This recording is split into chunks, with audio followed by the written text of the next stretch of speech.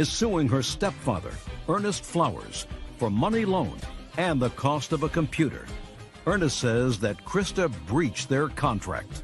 Miss Llewellyn, this is your stepfather. Yes, ma'am. It is your claim that you made a couple of loans to your stepfather. Correct. One of them was to purchase a computer that he was supposed to pay off within a year. Correct. According to you. And the second loan was for what? For a $600 post-dated check that he had, and he got into an accident, and they fell kind of behind on their bills. So he asked me to borrow the money, and I said sure, as long as he paid me back, because he had borrowed money before. And that was $600? Yes, ma'am. And how much is owed on the computer? $671. Mr. Flowers, why in the world would you borrow money from your child? First off, for the laptop, she had and her husband had an account with Dell, and it was purchased on that account because I could not get credit through Dell. I explained to her that I would make the payments faithfully, which I have. Show me.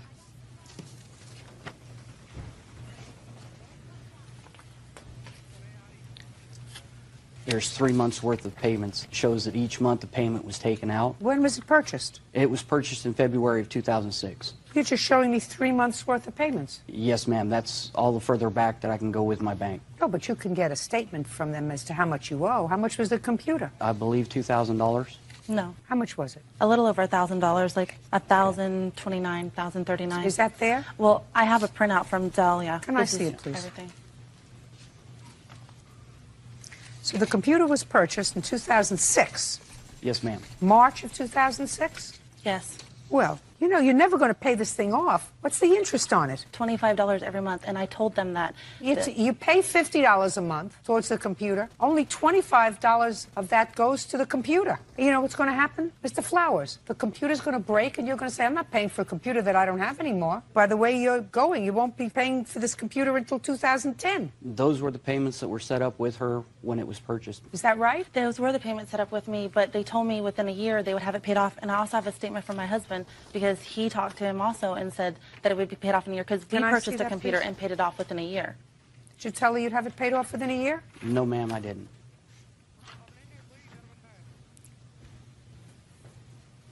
Well, I accept this because it's a notarized statement for someone in the military, and your husband is in Iraq. Right. He says that it was supposed to be paid off within a year. I was in a car accident on June the 13th and planned on, when I got my settlement, of clearing that bill. And? And I have not received a settlement yet, so... Well, when do you intend to get that, sir? I have no idea. It is in the lawyer's hands right now. Fine. As soon as you get it, you have to pay off the $671. Yes, ma'am. But he has been paying, according to this, he has been paying it every month. Mm-hmm. So next time, don't let anybody use your credit. Right. I can't do anything about the computer. Now tell me about this other check, sir, for $600. When Krista and her husband first came back from Germany and Krista moved in with my wife and I, a couple days after they moved in, I'm not sure exactly when the date was. I know the date they moved in was June the 15th. And she pays you rent. She was paying $200 every 2 weeks. So she was paying you $400 a month rent. Yes, ma'am. Which covered what? As far as the rent on the house that I rent, it's $725, so... So she was paying more than half of the rent that you were paying? Yes, and she was not asked any money for the electricity, power, or gas. So who cares? So who cares? And she wasn't asked any money to help with the food. That's not true. I was asked for money for the utilities, and I have proof, and I also have a witness that she couldn't pay her utilities the first month that I moved in. So when I moved in on June 15th, I gave her $400. Did she give you money for utilities when she first moved in? Gave him $400. She gave me nothing, ma'am. You gave it to who? I gave it to him and my mother. What about food? I bought my own food. I have an 11-monthly baby food, and I have an 11-year-old, and I purchased my own food. So she's paying you sufficient rent to live with you? Nice that she was paying you rent at all. My children, when they come home, never pay rent.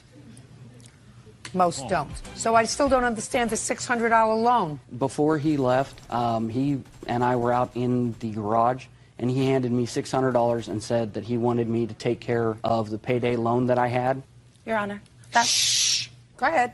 I explained to him at the time that I did not have the money to pay him back for that, and he said that was not a problem, that they had gotten extra money out of their taxes, and he wanted to help us out because we were helping out by having Krista live there while he was over in Iraq. Sounded like she was helping you out. Sounds to me, Mr. Flowers, as if you were in certain financial distress, because if you took out a payday loan, it means you didn't have money to cover your own bills. Otherwise, people don't take out a payday loan. And she was paying more than half of the rent on your house. So I don't know who was helping whom. Certainly, I didn't see you doing anything for her. Her mother helped out with the baby, not you. I don't see what she got out of living with you. As far as I'm concerned, I was at work. I worked 9-10 hours a day. You don't make enough money, sir, and your expenses exceeded what you earn. She was helping you out. And at the time out in the garage when her husband gave me the money, It's not what he says that here. was a gift. It's not what he says. It's not what he says in his notarized statement, sir. Your Honor.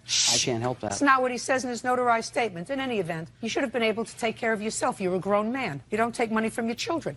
You owe her the $600. What else? $180.42 for a gun that he had in pawn. Well, tell me, that's curious. I want you to tell me when you got it out of the pawn shop for him. I got it out on September 6th of '07.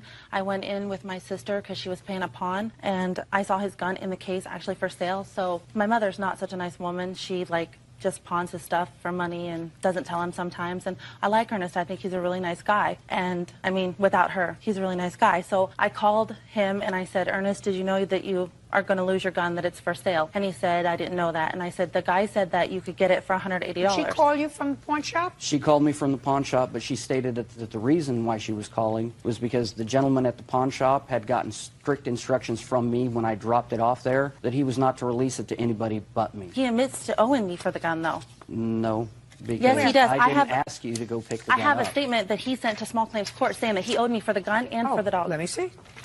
Let me see. Let me see. Good. He admits to owing me for the gun. Shh. It says, do you agree that you owe the plaintiff money? Yes. If yes, how much do you agree that you owe? $344. I want you to look at this, sir. Did you remember you filled this out? Yes, ma'am, I do. But it says that you owe her then for the vet bill and the $180 for the gun. Because she had asked me afterwards to be paid back, and because of the fact that she was nice enough to do that, I was going to pay her back to be nice. Good. Now, But then- perfect. then Perfect. she So you files pay this it back to be nice. Good. So far you owe $780. Anything else? Yes, I would like the return of my rent because I paid them rent on the 1st of October, and on the 3rd, they threw me out. They had my stuff packed. They gave me 5 minutes to get my stuff. They kept some of my stuff. They broke some of my stuff. Why did they throw you out? Because my mother's got split personalities, and she's just crazy. She's not Why the did you same throw her person out? from day to day. The specific reasons I don't know. All I know is I got a phone call from my wife stating that Krista's attitude was to the point to where she wasn't willing to deal with it anymore. Fine. So and she you gave her- you owe her rent. No, ma'am, because of the fact that the extra utilities that were used. Forget the extra utilities. It's ridiculous, Mr. Flowers. She paid you the rent the 1st of the month, and you threw her out the 3rd of the month. You owe her her rent. We did not throw her out. She was given the opportunity to either stay or drop her attitude. No. She chose No. to leave. You can't have a tenant, and you have to make up your mind whether you treat somebody as a tenant or your child. If you treat her as rent from her, if you treat her as a tenant, and you tell her, well, I don't like your attitude, either you have to drop your attitude or you have to move out. That's throwing her out. Can't have it both ways. She has her $200 rent back. That's $980. Anything else? No. Good. Judgment for the plaintiff in the amount of $980. Thank you. That's all. Rhonda Radcliffe says her daughter, Tamara Vaughn, had her falsely arrested for assault and stole property from her home. Tamara is countersuing for the assault in question. Miss Radcliffe, the defendant is your daughter. Yes, She's 32 years old, and she's one of how many children?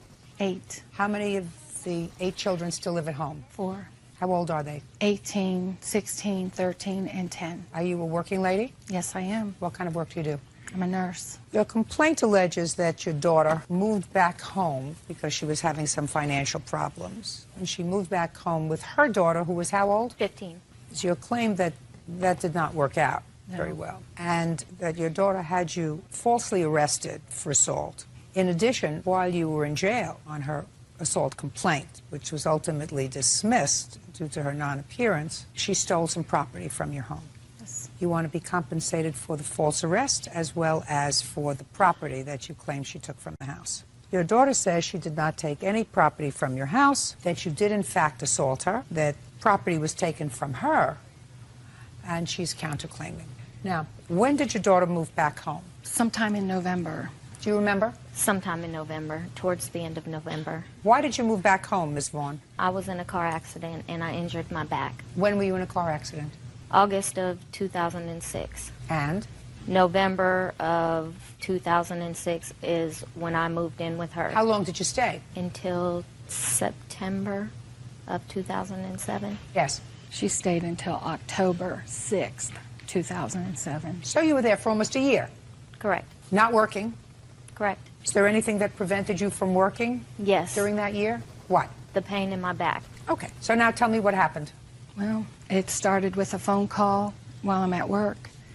She had her brother and sister arrested, said that they assaulted her. You called the police? Yes, I did. When was that? September 20th of 07. Tell me what happened. Ray and Aunt Toria were in the living room, acting up, wrestling, I guess. They broke the glass out of the entertainment center.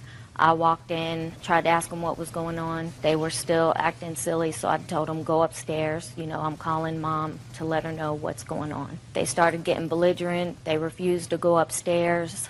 My sister tried to leave out the front door. She said that she didn't have to listen to me. She's not going to do nothing I say. She was going to leave. You mean this sister? Correct. Go ahead. I proceeded to close the door, and I locked it, and I was standing in her way. She then smacked me in my face, and she pulled my hair.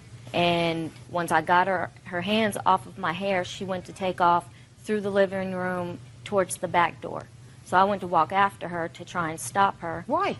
She didn't have permission. It was in the evening time. She didn't need to be outside. Just a second. Were you left in charge of them? Always. When my mother would go to work, I was in charge. Is that right? Well, I never actually said it, but she was the oldest one there. Okay. So you told her not to leave and you locked the door? Yes. Okay. Go ahead. As I proceeded to walk after her, my brother then grabbed me up around my neck and pulled me down to the ground. When I got him off of me is when I got up and I got my cell phone and I went outside to the side of the house and I called the cops. Doesn't sound like a very good supervisor to me. Because okay. the kids don't know how to act? No, I don't understand why a 32-year-old sister in those circumstances would call the police to have her younger siblings arrested and carted off to jail, as opposed to saying, oh, listen, I'm going to take a breather, I'm going upstairs, I'm going to go in my room, wait until my mother comes home from work, and it's my mother's problem, not mine. But I don't see. That's happened in the past. Just a second. Has your mother ever called the police on your siblings? No. Right, because that's not what you do. Right, because if she puts her hands on them, it's not assault. I'm not going to put myself in that situation. What do you mean if she puts her hands on them, it's not assault? Why would To you put your hands on them? To discipline them. Ms. Vaughn, that's not your job. Exactly, so I didn't put my hands on them. It's not your job to discipline them, and it certainly is ridiculous for you to call the police. What? The police officers took pictures. There was no red marks on her. I don't know what happened. I'm just telling you, whatever happened there, if they were fooling around, they weren't fighting with each other. They were messing around, being big, stupid children, and broke something. What did you break? I didn't break anything. What did you break? I didn't break anything. Well, there was glass broken, I understand. They knew nothing about the glass. When you came home from work, was that glass broken? Yes, it was. Well, the glass didn't break by itself. Anyway, your sister had no reason, in my view, good reason, to call the police and have you arrested. Number one. That's what you did. So what did you do? Well, you came home, you were furious with her, and you told her she had to leave. Yes, of course, and she wouldn't. What did you say to her? I was more concerned with the children and finding a placement for them so they wouldn't have to go to Columbia and spend God knows how long in a detention center. And once I found a safe placement... Where did you find a placement? In the neighborhood with neighbors. Just a second. So what you're telling me is your 32-year-old daughter wouldn't leave, and you couldn't have the kids back in the house while she was there. Right. Why wouldn't you leave? That's not true. That was my place of residence, and the officer Just a second. pressed the It was charges. your place of residence because you were living there, because your mother allowed you to move back because you were not feeling well. But that's not your place of residence. That's her place of residence, and that's her minor children's place Where of I was residence. residing. But once she tells you to leave, you got to go. How much rent did you pay her each month that you were there? Is not an answer. I was currently working for about 2 months after my accident when I moved in with her, I'm and I not paid talking her 2 months. $400. Okay. After the last that, 9 months you were living there, how much rent did you pay her? $100 a month. Ridiculous. Well, that's not what I rent. could afford. That's not rent. That covered your food. That covered your No, light. I bought food. That for the covered your house. lights, your electricity for you and your daughter. Ridiculous. So you were not a rent-paying person there. So you were living there at your mother's will. You're not a tenant. She told you to leave. You should have left. Continue. Well, Friday morning they had a court date, and the judge also asked me how old she was and why wasn't she out of my home, and she won't leave my home. So I had to do an eviction. And I had papers to show that I went down and did the eviction. And I come home, I don't talk to her. My daughter witnessed her tearing something up. We had to call the police. What date? On the 21st. September 21st. Yes, ma'am. Had she been served with the eviction paper? Not yet. Go ahead. So they couldn't do anything because she was in a lawsuit with them by having them arrested. So nothing was done because she was allowed to tear things up and nobody could stop her. That's not true. Well, I go to work Friday night. I come home. I'm a night nurse. I get home at 6:30. In the morning? Yes, ma'am. Saturday morning, I walk in my home. My living room looked clean, which is very odd. The kitchen was a total disaster, so I started cleaning up my kitchen, and I read my newspaper and went to bed. I looked at my watch. It was 7:15 when I laid down. I do not know what time it was when someone banged on my door and woke me up. I mean, banged hard. So my children aren't in the house, so the only person in my mind who could do Where this... are your other two children? Geraldo, the 18-year-old, was there asleep, but the baby, I removed him also because I didn't want her doing anything against him. Where did you send the baby? He went to a neighbor's. So I have different ways because of her. Are there all the children home now? All of my babies are home now. Go ahead. So I woke up with this banging, and I get up and I sling open my bedroom door, and nobody's there. All the doors are standing open. So I look in my bathroom, no one's there, I close it. Garage door's open, I look, no one's there, I close it. I go out the back door, no one's there, I close it. Go through the front, no one's there. Where is her and my granddaughter? I did not know where they're at. So I'm yelling for them, and I'm walking down my porch, looking to the side of the house. I said, I don't know what their games they're playing, but I need to get some sleep. So I was going to go back in, but then I see spots of blood on the sidewalk at the end of my steps come down the porch. So now my heart is beating. Maybe they needed my help. So I'm looking, I'm following the blood, and I see her stooping down on a cell phone with her arm down, letting the blood flow all over the ground. So I'm yelling to her, get your arm up. What happened? Where's Sherelle? And she's acting like she's afraid of me, and she's running. So I turn around, I run back in the house, want to see where Sherelle is. I go to Geraldo's room, and I'm banging on his door. He's waking up, he's asleep. I said, well, is Sherelle in there? He said, no. I said, come on. I said, Tamara's bleeding. I said, can't find Sherelle. So I run back downstairs, I call 911. Then I run back outside because I'm going to have to stop the flow of blood somehow. You called 911? I called 911 to say I don't know where my granddaughter is, and I was trying to tell them real fast what happened. She's bleeding, I need to go stop the blood. So I'm back outside, and there stands my granddaughter with her. And I'm like, Sherelle, what did you do? What's going on? And she said, oh, Grandma, you know what happened. You did this. Click, after what she done to these children, I turn around and call my son. I said, Tamara is setting me up. Y'all need to get here. I'm fixing to be arrested. Okay. What happened to the case? It was dismissed because she didn't show up in court. How long were you in jail? 12 hours. How many days did the children, all three children, spend at neighbors' homes? 2 weeks we were out of our home. On what date did your daughter finally move out of your house? She was ordered out on October the 6th at 4 o'clock, and I was ordered back into my home at 5 o'clock. Okay, Ms. Vaughn, let me hear you. The 21st is when she did call the cops to try and make a false police report, because after having to deal with my brother and sister the night before, my back was hurting even more. So all day long, I still had my pajamas on, my robe, my house shoes. I laid up in the recliner on my medicine all day. What kind of medication were you taking? Baclofen, Lyrica, and hydrocodone. How long had you been on this cocktail? Earlier in the year. I'm not sure exactly when. After you moved out of your mother's house on October 6th, where did you go? To a friend's house. Where do you live now? With my boyfriend. Is this a boyfriend you had while you were living with your mother? No. So you found a boyfriend after you moved out? Yes. How long have you been living with the boyfriend? Several months. Where are you working? Nowhere. Why not?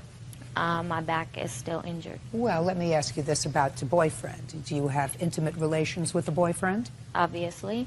Back doesn't bother you? Yes. But you do it anyway. Is that right? That's correct. It's the same way you work. If your back bothers you a little bit, you get a Sex job. doesn't last 8 hours. That's not my fault. Now, listen to me. You're 32 years old. She has 3 minor children. If somebody has to leave the house, it has to be you. Whether it's your fault, whether it's the children's fault, doesn't make any difference. You're the intruder. No. You are not paying rent, you're not paying a I was mortgage, you're paying not paying rent. gas, you're not paying electric, you're not Yes. paying for the maintenance I on the was house. And you contributing. have, I'm speaking. and you have 3 siblings who are not home, who are minors because you're there, and they are into the house because you're there, so you have to move. And you chose not to do that. So now give me what happened when your mother came home in the morning that caused you to be assaulted. She was still cussing and fussing, threatening. Well, no, first of all, she was working. When she came home in the morning. She came home in the morning from working. I know that that's hard. I'm working. sure. And what did she say when she came home from work? Calling me all kind of and telling me that she's going to get me out sooner than what I can get out. Sounds perfectly right to me. Next. So? And what did you say to her? Nothing. I was ignoring her at first. Well, at first. What about, let's go to at second. What did you say to her at second? At first you were ignoring. When we were in the kitchen and she was still fussing and cussing, she had her back towards me. I was in there. I started making the coffee. I said, I don't want to hear this mess this morning. And that's when she turned around and she hit me in the head with a metal pan. And? My eyes went black, and I leaned back up against the refrigerator, and the next thing that I know, my arm is cut, and it's bleeding. I didn't see what she cut me with, but that's when I started screaming to wake my daughter up and to get the phone so we could call the cops. You have the police report? Yes, I do. I'd like to see it, please. You have your police report? No, I couldn't get one. This is the one where I was arrested. Okay.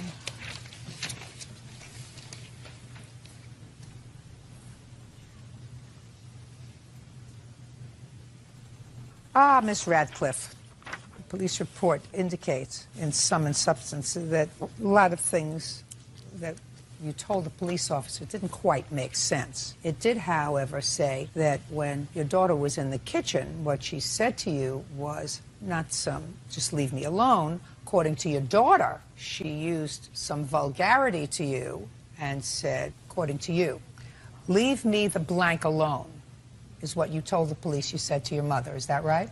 That's correct. And then that's the last thing she says. She remembers that she got hit over the head with something, maybe a frying pan.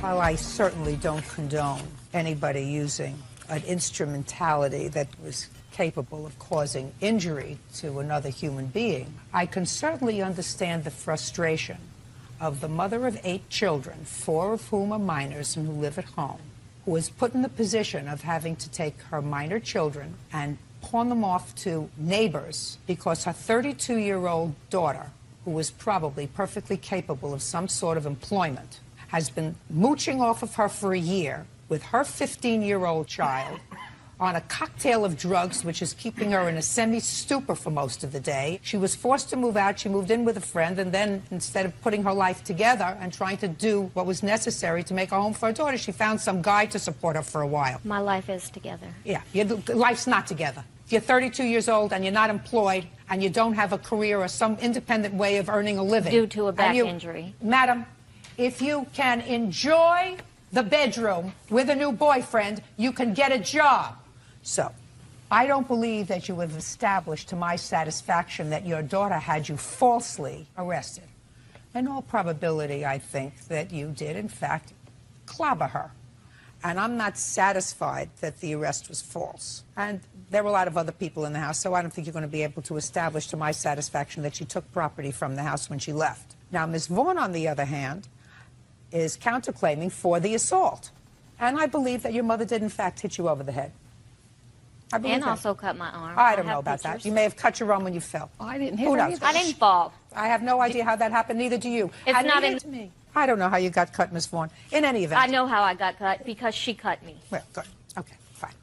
In any event, I also don't think that you can establish to my satisfaction that she took any of your property while she was in jail by having these 2 children act on her behalf and take property out of the house. It wasn't those 2 children. It was all 4 children plus the other grown child. Who knows? You don't know that for a fact. You I do know that for a fact because I was standing right there watching them half the time take the stuff out the house. Oh, good. So tell me what you saw children take out of the house. All of this, a lot of the stuff that she's claiming that I took out. Just a second. Tell me what... My property came up missing when I was gone out of the house. Okay. Ms. Vaughn, I think you are absolutely entitled to being compensated by your mother for all the aggravation she caused you by you living in the house without her permission, forcing her to take her children and put them elsewhere. Without And permission I'm of what? speaking. Without permission I'm of what? speaking. I think without living there without permission, you did not have her permission when she told you to move. And I believe she assaulted you. And I believe that you have to be compensated for that, for exactly what it's worth, for all the aggravation that your mother caused you. So I'm awarding you on your counterclaim the sum of $1. That's all. Goodbye. Audrey Decker says her ex-roommates Trista Gray and Mark Robertson owe for bills and a rental deposit. Audrey also claims the couple falsely accused her of smoking pot. Miss Decker, you and the defendants were roommates in an apartment or a house? Correct. It was a 2-bedroom apartment above the downtown plaza. And you met each other at work? Yes, we did. We That's all. We're co-workers. Sure. Signed a lease when? On August 21st of last year. I have that with me if you'd like to see it. Okay, and when did you move out? It was January January what? 9th. And you claim they moved out owing you money. Yes, they did. There's lots of other things that you're claiming, some of which is nonsense, but you claim that they owe you some money. One of the things that they owe you money for is that they had not paid their entire security deposit. They had not paid the deposit.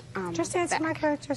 Yes, they had not. They had paid not the paid the entire security deposit. You paid it, they were supposed to pay you back, and there was some money outstanding. Correct. When they moved out on January 9th, 2008, in what condition was the apartment? There were some burn marks in the carpet in the bedroom that they were in. There's nail holes, things that weren't there before. Okay, do you have photographs of the burns on the carpet? No, I do not. Were there burns on the carpet? There might have been. We did smoke in the bedroom, yes. Okay. Because if there was no damage to the apartment, then of course I would say to the plaintiff, you're going to get the security deposit back, so they don't have to pay you any more security deposit. But if there was damage that you did to the apartment, then you have to pay your half of the security deposit, because in all probability, the landlord is going to make her replace the carpet and charge her. Is that reasonable? It is, but we don't believe we owe her anything because we have overpaid her on deposit. Show me. We don't have any proof of it, but we overpaid her over the deposit. We do believe we have. Well, show me. What do you mean we believe? We don't have What any- did you poke him for? You want him to say something? We don't have any proof because we did pay her. We believe we did. How much did they pay you in the security? They paid me $360. The arrangement was I How paid much was the $500. security deposit? Let's do The this. $300 was what I put down that day for the deposit In total. in total. So they owed you $150? No, the way it was we had our bills split 3 ways. Deb Schultz is a witness to that, that we agreed to split all bills, including electric, cable, deposit, rent, everything. 3, that they owed you $600? I want to know how much they owed initially for the security deposit, Miss Decker. They owed $200 initially, but they did not have money at the time. I understand so that. I paid it all. I understand that. Okay. How much did they give you towards the $200 in security deposit that they owed? They gave me $360. They paid my part of the rent for September, October, November, and December, which was $90. And they also were paying me back for the $200 that I put down in the beginning to help buy food and everything because they, once again, didn't have any. So the total was $500. They paid $360 out of that by paying the rent. So according to you, they owe $140 in security deposit? Right. That's what they have left over from that particular amount, right. What else do you think they owe you for? They owe me for the cable and electric for the time which they were there from November to December because we had backed bills. Just 1 second. They left January 9th. Did they pay January's rent? They paid January's rent, correct. Good. Okay, because they should have paid January's rent because they were there until the 9th, right? Correct. Yeah. Why did you move out? We couldn't handle her anymore. She became overpowering. Okay, so there was a problem. Correct. You have bills showing that there were balances as of December 31st on any of the utilities? I do. Show me. That's electric. This is cable. I have the amounts highlighted that I paid, and this is the receipt for the electric that I paid my share of. All that's left is what they have to pay. When was the last time you paid utilities? I paid utilities last No, I'm month. talking to you. Oh. We didn't pay them. No. You're showing me a bill from January 12th, 08 to February 11th, 08. They weren't living there Right. then. That's what was due before. Oh, balance brought forward $62. Uh-huh. 62. So they owe $40. No, the whole balance, the 164, is what was owed from the months before. No, It that's was- not true. The $150 is what we That's ultimately not paid. true. Not according to this. According to this, payments received was $150. $150 was what was paid. $62.19 was what was left over as a back balance. $62.19 was what was left over from that bill. The other money is for the current service, which was from January 12th, 08 until February 11th, 08. I can read a bill. Okay. Well. So they owe $40 on this. Okay. The city of Fairmount Public Utilities was $364. Correct. And they're supposed to pay 2/3 of that. Right. Okay, so they owe you $280 in utilities and $140 for their security deposit. And what else do you think that they owe you for? For slander. Go ahead. They told my boyfriend's mom here, Deb Schultz, that I was smoking marijuana, and that led to a lot of tension between him and I. We actually almost broke up over it because he disagrees with it along with drinking. Did you tell this lady that she was smoking marijuana? No, we did not. We do not have her number in any way. We don't have any problem with Deb Schultz in any way. She has been very helpful with the apartment in the beginning. Like I said, we do not have her phone number. Your last name is? Schultz. You are the mother of the her boyfriend. Yes. Go ahead. Well, who called you? I ran into them. Oh, so nobody called? No. I ran into them. They When? told me in December sometime. Okay. And they told me that Audrey was using drugs. So my Did son, you ask what kind? Yes, and she told me it was marijuana. And my son is really against girlfriends using any kind of drugs or Okay, alcohol. so now she says it wasn't by phone, it was when you ran into each other. Did that happen? I do not recall that. Well, she does. Why would she lie about that? I don't know, but I do not recall that. Did she use marijuana while you were living together? Yes, she did. When? Well, we were at a friend's house, and I was in the bedroom with my friend, with her daughter, watching a movie, and she was in there with my friend's boyfriend and Mark, and they were having a conversation about using marijuana, and Mark overheard it. Overheard what? Overheard the conversation about them using drugs. And Audrey had asked Mark not to tell me. On the way home, he told me. What did you overhear, sir? They were talking about hiding it, not letting me see it, but then giving it to my friend's boyfriend. And But in all the time that you lived together with the plaintiff, she never smoked marijuana in your presence. No. What are you poking him for? I didn't. not to my knowledge, but Well, you would not to your knowledge. You have eyes. she would hide it. She would go out with friends, and Don't tell me what she would hide it, sir. I'm asking you a very simple question. You never saw her smoke marijuana while she was in your presence. no, ma'am. Did you? No. First of all, they don't always get things right when they hear things. Is this your boyfriend? Yes. Step away from her for a second. That's fine. Have you ever said something to him and then a week later you say, don't you remember I told you that? And he says, you never said that to me. You told me this. So you never said that to you? That never happened? Sometimes it happens. Oh, but listen. more than likely he pays attention because... But I'm just asking you. Never said to you, you didn't say that. That's not what I heard. I don't remember you telling me we had this date. I don't remember you telling me your mother was coming over. I don't remember you telling me we're going out with your sister. None of that. No. It'll happen. They don't always get it right. And to have relied on that statement to make that statement to her boyfriend's mother was probably not good judgment. Well, he wouldn't lie to me about marijuana because he knows my stance on it. He knows I disagree with it. Well, and if you said to me that I saw her smoking marijuana in the I smelled it in the house, that's another story. But for all you know, she could be puffing and she could be showing off for a friend. You don't know that that's true. You lived together for 5 months and you never saw any evidence of it in your home. Saw, smelled, felt, right? So you probably should have kept your nose in your own business. But we did have a conversation about her drug usage a while after that night at my friend's house, and she had admitted to doing it. What did she say to you? And she said she was going to continue doing it because she liked it. And I told her I do not agree with it. Fine. You don't have to agree with it. You're not her moral police. As long as she's not doing it in your home. It's not your business, but that's not slander. No, what happened was... It's not slander. Okay. Well, I was talking about a different incident. Well, there's something also very different that happened with work. Do you have witnesses from work? I do not have witnesses from work, but I do have my suspension paper. I got suspended because they were very good friends with this guy at work. Listen to me. Who? That's all hearsay. Even though I have a document saying that I was suspended? Okay, whether you were suspended or not, I have to have a witness to tell me why you were suspended. Well, the paper says why. How do I know if the information they got from them is the only reason that they had to think that you were using drugs? How do I know that? That's not legal in a court. You can't use that as evidence in a court. Do you understand? Yes. Okay, fine. They owe you $320 for their share of the security deposit and the bills that they have. And next time, you have to be careful when you talk about somebody else's reputation. Do you understand? That's all. Roberta Schumann is suing her ex-boyfriend, Scott Beer, for a loan to buy a Harley-Davidson. Scott says Roberta stopped paying rent, so he owes her nothing. Ms. Schumann, Mr. Beer and you were in a relationship for a period of time. You also lived with him for a period of time in his home. You claim that you made a loan to him so that he... Now, Mr. Beer acknowledges that you made this loan to him. Correct. He says that subsequently you moved in with him and you agreed to pay rent, which you didn't pay. Correct.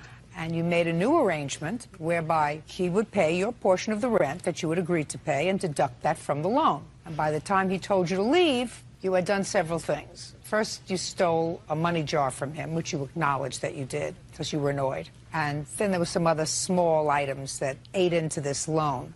But you claim that there was never an agreement with regard to the rent in exchange for the loan. That is correct. Okay. On what date did you make the loan? Well, there was two. There was 2 dates. One was 11. One right after the other. I know. Give me the 2 dates. Like April of 2007. And when did you move in with Mr. Beer? May 15th.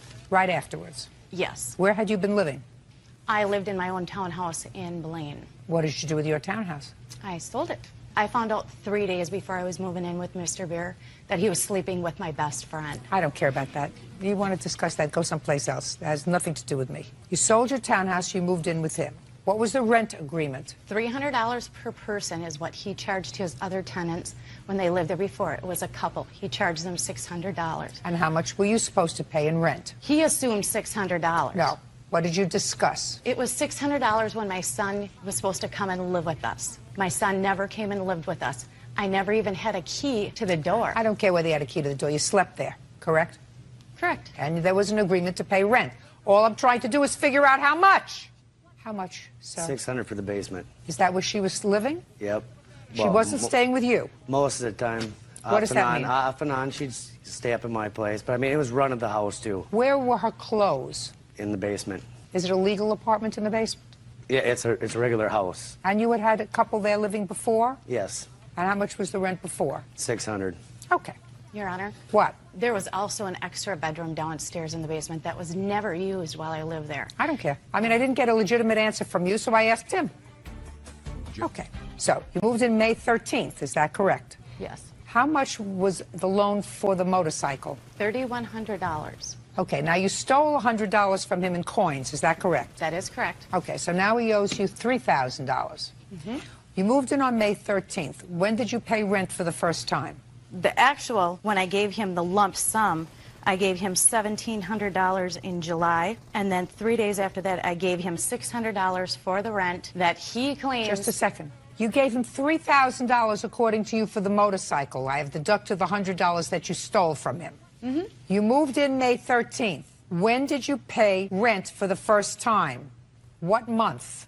It would have been June, but my account closed. So did you or did you not pay rent for June? I did in July. How many months did you live there? Half of May, June, July. I moved out August. When you moved out, did you take all your property? No, I did not. What property did you leave there? My kitchen table, everything furnished his house. If I would have known... Listen to me.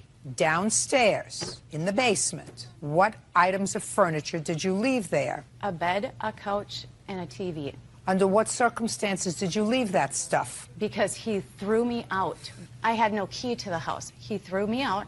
The end of August, I packed my bag. I stayed with a friend in Minneapolis. Until when? Until November 12th was when I moved out. I had surgery on my leg, November 10th.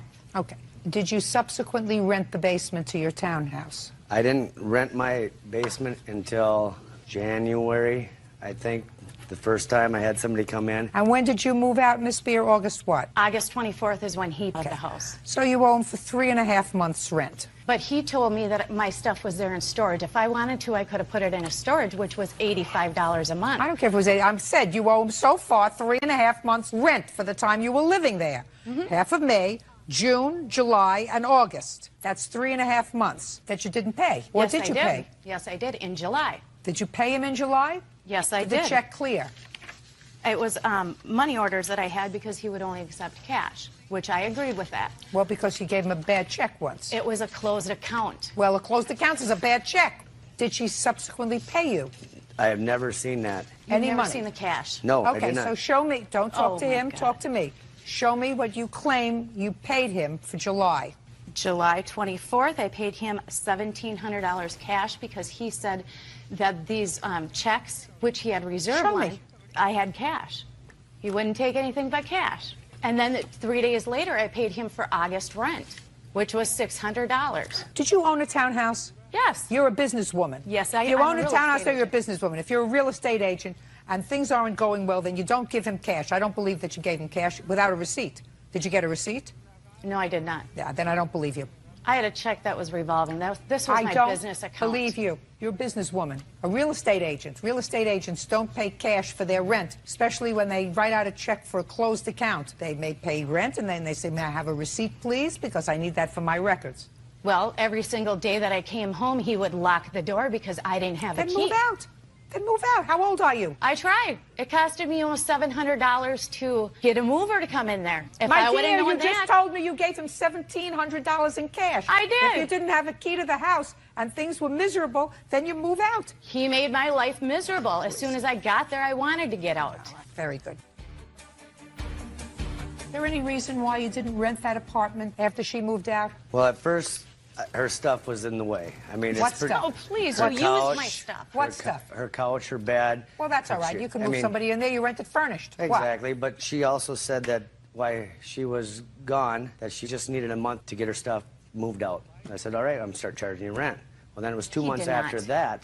that her stuff was still there. So, I mean, yes, It was I finally storage did. fee. If I would have known that, it would have been $85 a month to move my stuff into storage. He agreed to leave my stuff there until I could That's find fine. a place to live. That's fine. You still owe him for rent, which I don't believe you paid. What else? And then when she did move out, I got damages of my doors. Did you file a counterclaim, sir? I did not. Then I can't help you. All right, but how about for my Harley Davidson jacket that she took back from me? Do you have He a threw it on counterclaim, the sir? garbage and said I didn't want it. Am I speaking to you?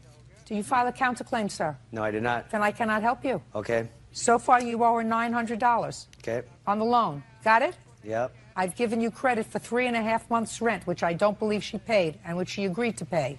Got it? Okay, Do you have your bike? I have my bike. Good. That's all. Thank you. Brandy McCant says, Gentleman's Club owner Joe Meridian and graphic designer Farron Young used a picture of her on a club flyer without her permission. Miss McCants, your claim is that you went to a photographer and had some photos taken of you. Yes. And those photographs were subsequently used without your permission by a gentleman's club. Who is representing the gentleman's club? I am, Judge. And your name is? Joe Meridian.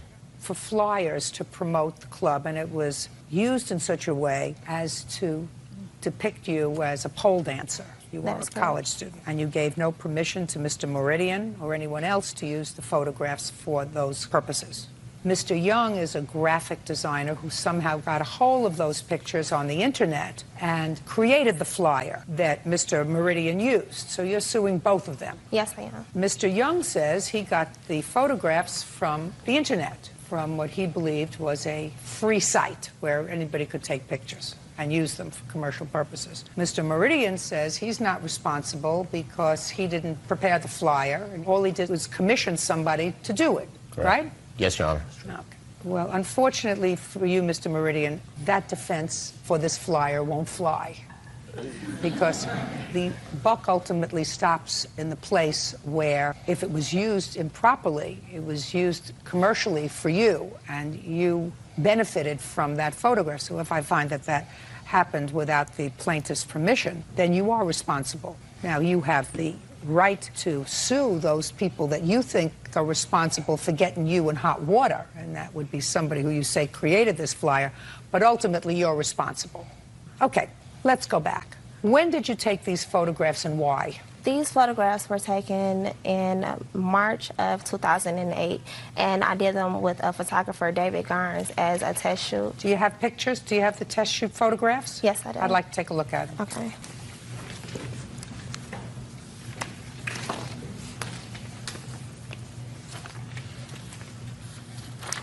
So they are provocative pictures. right? Now you can return them. And let me see the site, Mr. Young, where you got these pictures from.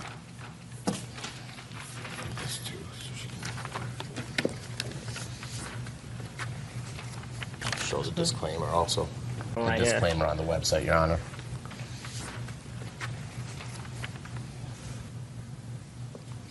Can you show me where you say that this is a disclaimer and you can use these for free? Well, he said disclaimer. No. I'm just showing I you. want you to come up here and point out to me, or take this pen and point out to me here where it says, not that that's dispositive necessarily, but point out where it says that you can use these for free.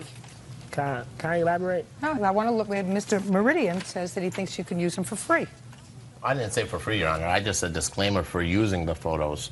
It says use for your own projects. Yes, record. it says that you can use them for your own projects. It doesn't say you can use them for free. Exactly. That's what I said I wanted to do. Go ahead. Okay, see, when you go to official PSDs, you can log in, right? And then you buy pictures that are exclusive. Now, the website also have a public domain. You use this picture in creating what flyer, sir? I want to see the flyer that you created. And she has a flyer right there. We discontinued the flyer, Your Honor. Of course. We also changed the name of the club. Oh, well, it's exactly the same picture, madam. It's exactly the same picture. They didn't take your head and put it on somebody else's body, No, Your or your Honor. body Not and put at it on. This is the exact same picture that you took. Yep. Correct? Yeah. Quiet. Correct? That's the photo that I took. That's the photograph that you took. Okay. Not difficult. You cannot use her pictures for commercial purposes without either getting her permission or paying her. Do you understand? I'm going to say it again. You cannot use her picture, her likeness, for your commercial purposes without either getting a waiver from her or permission or paying her. Well, how much do we have to pay her? Right. Today, how much do you have to pay her today? $5,000. That's what you have to pay her today. But Just a second. Okay. Because if she took these pictures for her own purposes and she didn't give you permission to use them, it would be no different from you going on your television set and taking a picture of me. And then, because I'm out there, I'm free, right? I'm free. Sure. You can go and take a picture of me. You can take a picture of me. I'm walking in the street. You can take a picture of me. Somebody takes a picture of me and posts it on their website, and it's free. He takes a picture of me. You're the photographer, right? Correct. He takes a picture of me and posts it on his website. We're going to make this easy. He takes a picture of me in the street, posts it on his website. Don't look confused, sir. We're getting there. I'm educated man. We're I getting understand there. what you're saying. Don't look confused. We're getting there. I got you. Takes so a picture far. of me, posts it on his website. Your graphic designer says, I know how we could get a whole bunch of people in our gentlemen's club. I'm going to take Judge Judy's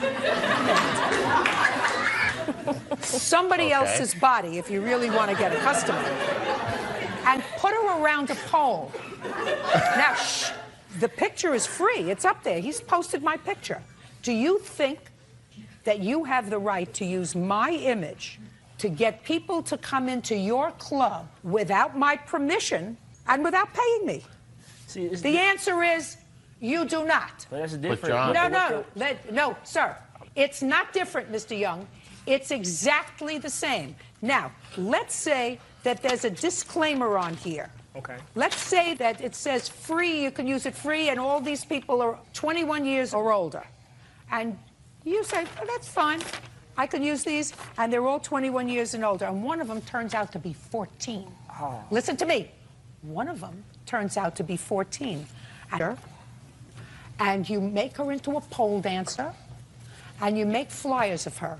Do you know where you're going to find yourself? In federal prison. And your defense of, I didn't know she was 14, she looked 21, they're going to say to you, that doesn't matter. That's kiddie porn.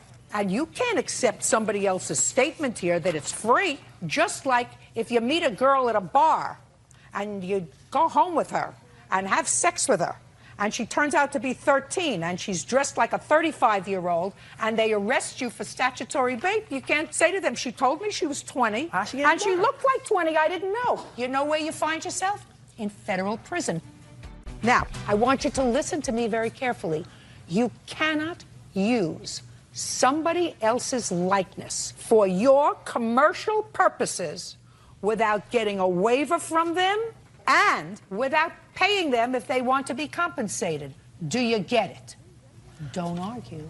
Do you get it? Get it? I don't agree with it. Then move to Namibia or someplace else. I don't care where you move to.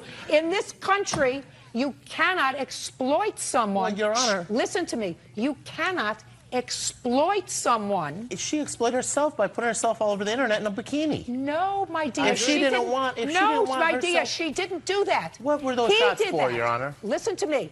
He did that. Then He did that. She should be suing her photographer. Just a second. You used it for commercial purposes. I didn't use it. Yes, you did. I didn't pay this gentleman. Listen to me. You used it for your own commercial purposes. If you think that you have the right to implead, which is sue the people who got you in trouble, do it. All I'm saying is that... Just a second. I'm not talking to you. Do it. But you used the flyers, you generated income from the flyers, and you are responsible for ensuring that anybody whose image you use, you have permission to use that image by either consent or a contract that pays them money. That's your responsibility. That's the buck stops. Now, you could say, listen, I was misled by somebody, so I'm going to sue them. You have the right to do that. Right now, the two of you are going to pay her $5,000. Now you can sit down. Now, you're the plaintiff. Yes, I am. Sit. Now you can stand back up again. Has he been sworn? They've all been sworn. All right, you're the photographer. Yes, I am. You're suing them. I'm suing Farron You're suing for what? for using my picture for That's commercial too bad. For using the picture without your permission? That would come under the category of too bad. Did you have her permission to post her picture on the internet? Yes, I did. Let me see it. I don't have it. That's too bad that you don't have it. Where'd you think you were coming to today? A tea dance? No, I wanted to tell you. Did you think you were coming to No, a I tea didn't. dance? No, I didn't. Then you bring me her permission and her consent to put her picture up on the internet. Well, she is my witness. Can she? No, Okay. I want to see it because right now there could be a conspiracy between the two of you to get you another $5,000, which I'm not going to tolerate. Quiet! Okay. Do you understand that, sir? I do understand that, man. Right. As far as I'm concerned, you had no right to put her picture up on the internet. So you're not going to get compensated diddly. You got it? Okay. Goodbye. Melanie Clegg claims ex-boyfriend Newell Olmsted owes for rent and a television. Newell claims he's already paid his debt. Mr. Olmsted, the plaintiff indicates in her complaint that you purchased a television set while the two of you were together, and you lived together for a period of time. You separated, and Ms. Clegg indicates that you separated because she found out some things that she didn't know about you. Does that be a fair statement? Mm-hmm. You have the television set. The payments for that television set was still outstanding when she left. It was some $1,200 left. It was $1,257. And on whose credit was it purchased? Mine. You got the TV. Yes, ma'am. You want the TV? It's my TV, yeah. It's not your TV unless you pay for it. I did pay for it. Show me. What date did you separate? We separated in December. December 2009. 2008. Okay. After December of 2008, she says that when you separated, there was $1,257 still owing. There was only $1,000 owed on it, and I transferred that money into her account in January. 2 transactions from my account to her account for $500 each a transaction.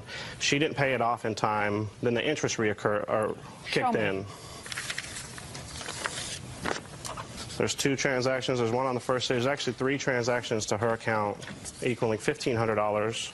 The third one was for a credit card that she said I owed her $500 on, so I paid that as well. Okay, explain that to me. He did transfer money into my account. It was for a credit card that he had on my name because he didn't have good credit, so he could not get any credit in his name. Well, how much was owed on the credit card at the There time? was $400. The balance was $1,000. There's $400 charge, and it says on her attorneys for his divorce. And he also owed me for his child's dentist that I was paying, which I have proof here also that I was paying. I'm not getting so involved in this complicated case. You understand that? Yes. And I then, want to okay. know how much was owed on this credit card when you separated in December. $1,062. Take a look at this, sir.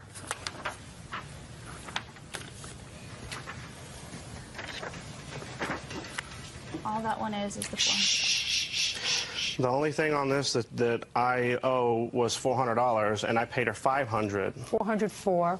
She paid my retainer for my attorney for my divorce with this credit card, okay? How much? She paid $400. Yes. I paid her $500 for the interest. So I transferred $500. There's 3 transactions there of $500 apiece. And so what you're telling me is none of those other transactions on that credit card are yours? I mean, no. Look carefully.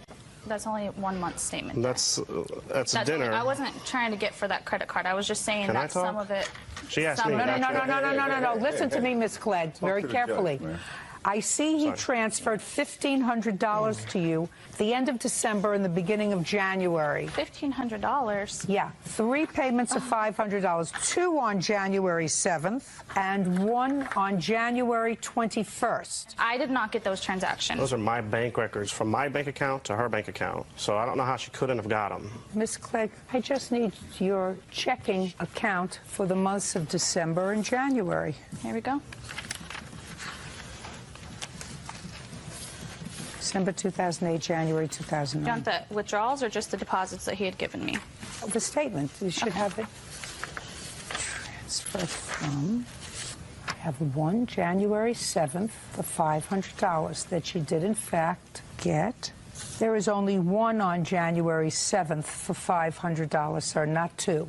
Oh, you know, as Clegg L, that's a different account. I transferred that because she said that she needed to put it into a savings account. So just a second.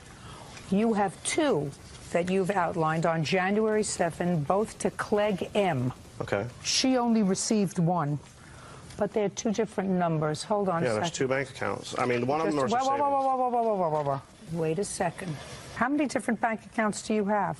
I have 2 savings, and I have 1, which the L is my mother. That's where you told me to transfer. No. I have are 2 different savings account numbers. Yes, I do. I have 2 accounts. I have 2 that's different my savings mom's, and accounts. I have 2 other savings accounts. Show me those 2 savings accounts.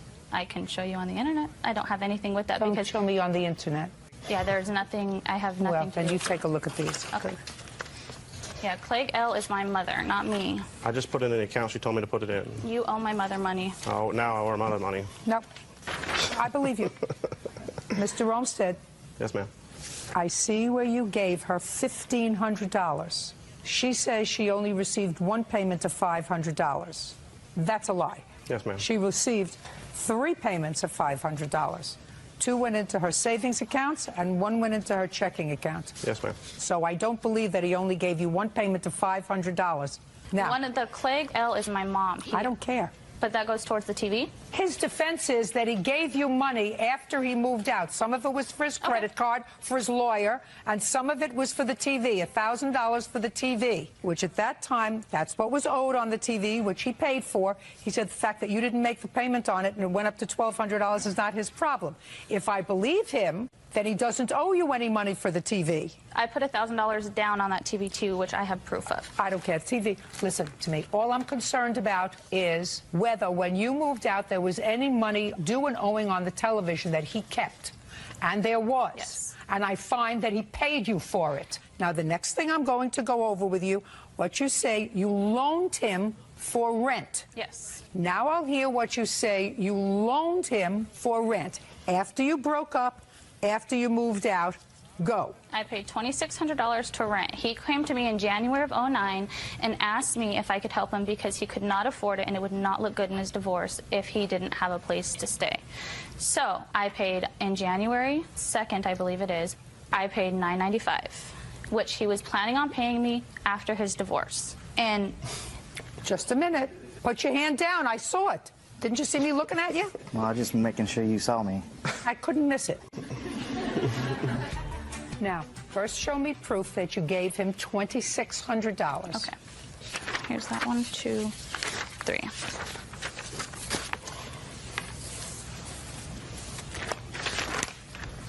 Don't give him anything. What are you showing me here? The withdrawals out of the account were the rent for his house. That's a Wells Fargo account. It goes into a Bank of America account. And I had cash so that it wasn't the exact same amount every single month because I was... Did she give you any money towards rent? She didn't give me any money. She paid, I mean, yes, she did go pay the rent for us. When? January, February, March. But she received half the rent from him, so I don't know why she pulled out On 1 $900. month. Shh. January, February, March. Now, she was not living with you then. No, she moved out in December.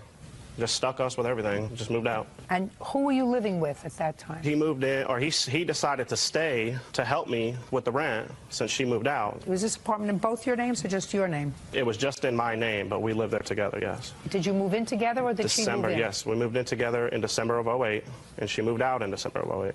Where had you been living before? We had a house that we rented. We wanted to get into a cheaper place, so we got into a place that was $300 less a month. When you lived in the house, were you sharing expenses? Yes. And why did you move out in December? Because he was with my sister's best friend. Yeah, that's a very good reason to leave. That's not true, Your Honor. Even if she thinks it, it's a very good reason to leave. It is true, but the reason we split up is because she cheated on me. I don't care. So. Actually, that's for another program, another time slot, not mine. Okay. I don't actually care about that. All I want to know is she moved out, the lease is in solely your name. Yes. And would you tell me why she paid any of the rent for January, February, and March? She was helping me out, like she said. You know, I didn't have. She was helping you? Yes. Why, if she was furious with you, because that's what she says, she was furious with you. I didn't say she was furious. Why? She says. She says she's furious. I didn't. Why? No. Listen to me. Hey. Yes, ma'am. Okay. Why would somebody who is furious with you, she says she was furious with you, give you money? That baffles me. I wouldn't give you a penny. I wouldn't either. She found out about him being together with her friend. Listen, go get your 15 minutes someplace else, but don't shout out here. I'm not trying to get 15 minutes. I'm just trying to state facts. I don't want you to state anything unless I ask you to. I raised my hand earlier and I didn't get a turn.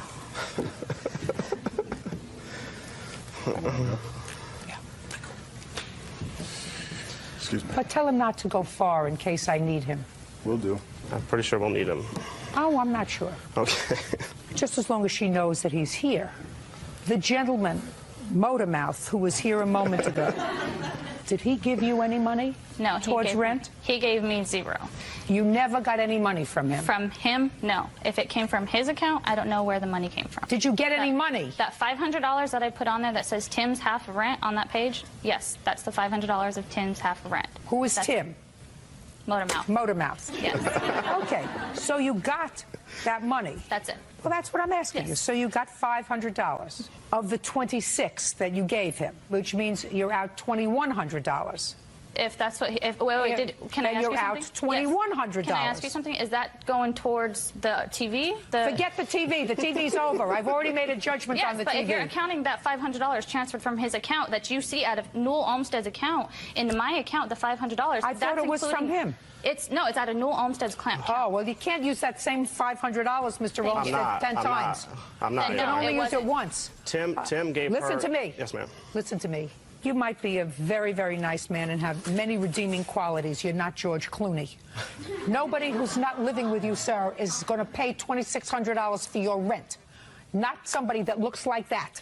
Do you understand? Take a good look. Somebody that looks like that is not going to pay $2,600 for your rent after she's already broken up with you. I agree. But that's what she did. No, she did not. Tim paid her $450. His part of the rent, he paid her. So that's not true. Yes, she. I don't believe that, and I don't believe Motormouth. Okay. I don't believe you should have had nothing to do with her. After you separated, you should have nothing to do with her. How come she gave you money? Did you call her and tell her that you needed money for rent? I asked her to help me with rent. Yes, Good. You owe her $2,600. Judgment for the plaintiff. That's it. Parties are excused. You may step out. 19-year-old Ashley Miller is suing her aunt, Shauna Miller, for repossessing her car. Shauna claims Ashley didn't abide by the terms of their agreement. Okay. Very complicated story. Let me see if I can simplify it because it's getting late in the afternoon and I'm getting a little tired. This is your aunt. Yes, ma'am. Who did a very nice thing for you several months ago. Yes, ma'am. And agreed to purchase a car. She was primarily responsible on the loan. You were a co-signer on the loan because you didn't have good credit. Yes, ma'am. You went shopping. You put $1,000 of your hard-earned money down on the car. Yes, ma'am. And you gave your aunt $1,000 towards insurance. Yes, ma'am. What kind of car did you buy? It was a 2007 Hyundai Accent. And it was brand new? Yes. Only had 5 miles on it. And when did you purchase it? February 8th.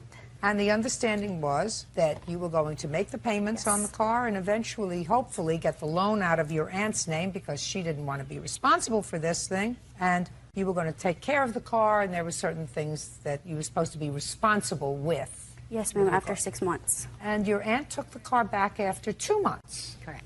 You want the money that you invested in the car, and you want $600 back for the insurance that wasn't used because she took the car back. So you want back $1,600. Your aunt says that you were irresponsible with the car. In the 2 months that you had the car, you put on how many miles? 3,400. 3,400 miles. Where did you go for 3,400 miles? Well, I went back and forth to work, and I did go to my friend's house. I went over to their house because they asked me to come visit them every day. So I tried. I went back and forth to school every day after work because I go to school 4 days a week. Where do you work? In what country? Now, did you loan the car to anyone? No, ma'am. Did you make any long trips? I did one long trip, and that was to West Virginia. From where? From my house. Which is where? Maryland. Who did you go with?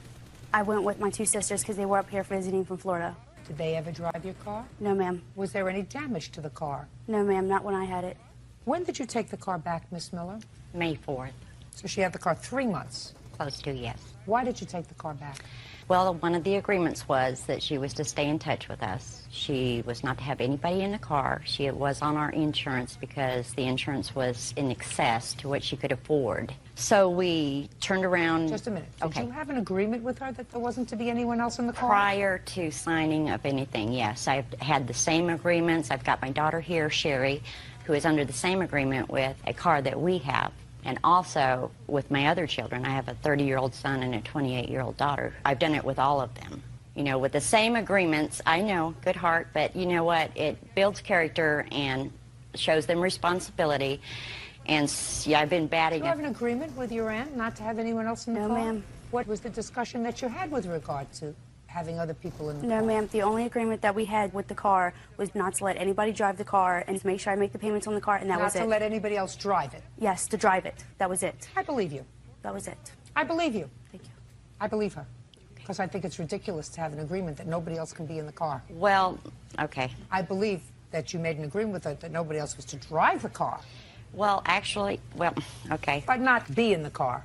That sounds unreasonable for somebody who's making payments on the car, who's given you the down payment and paid for the insurance. The insurance may not cover anybody else driving the car, right? But certainly being a passenger in the car. Why not?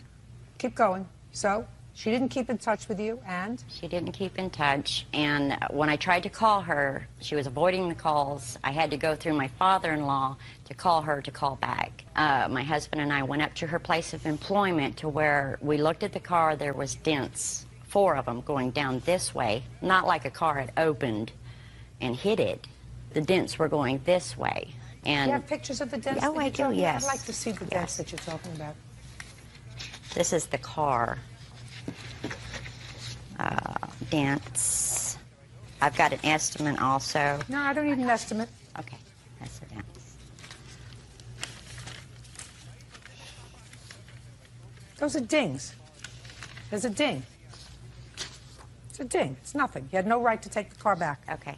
So your counterclaim's dismissed because you're counterclaiming. You say you're now stuck with a car. Hold on, Your Honor.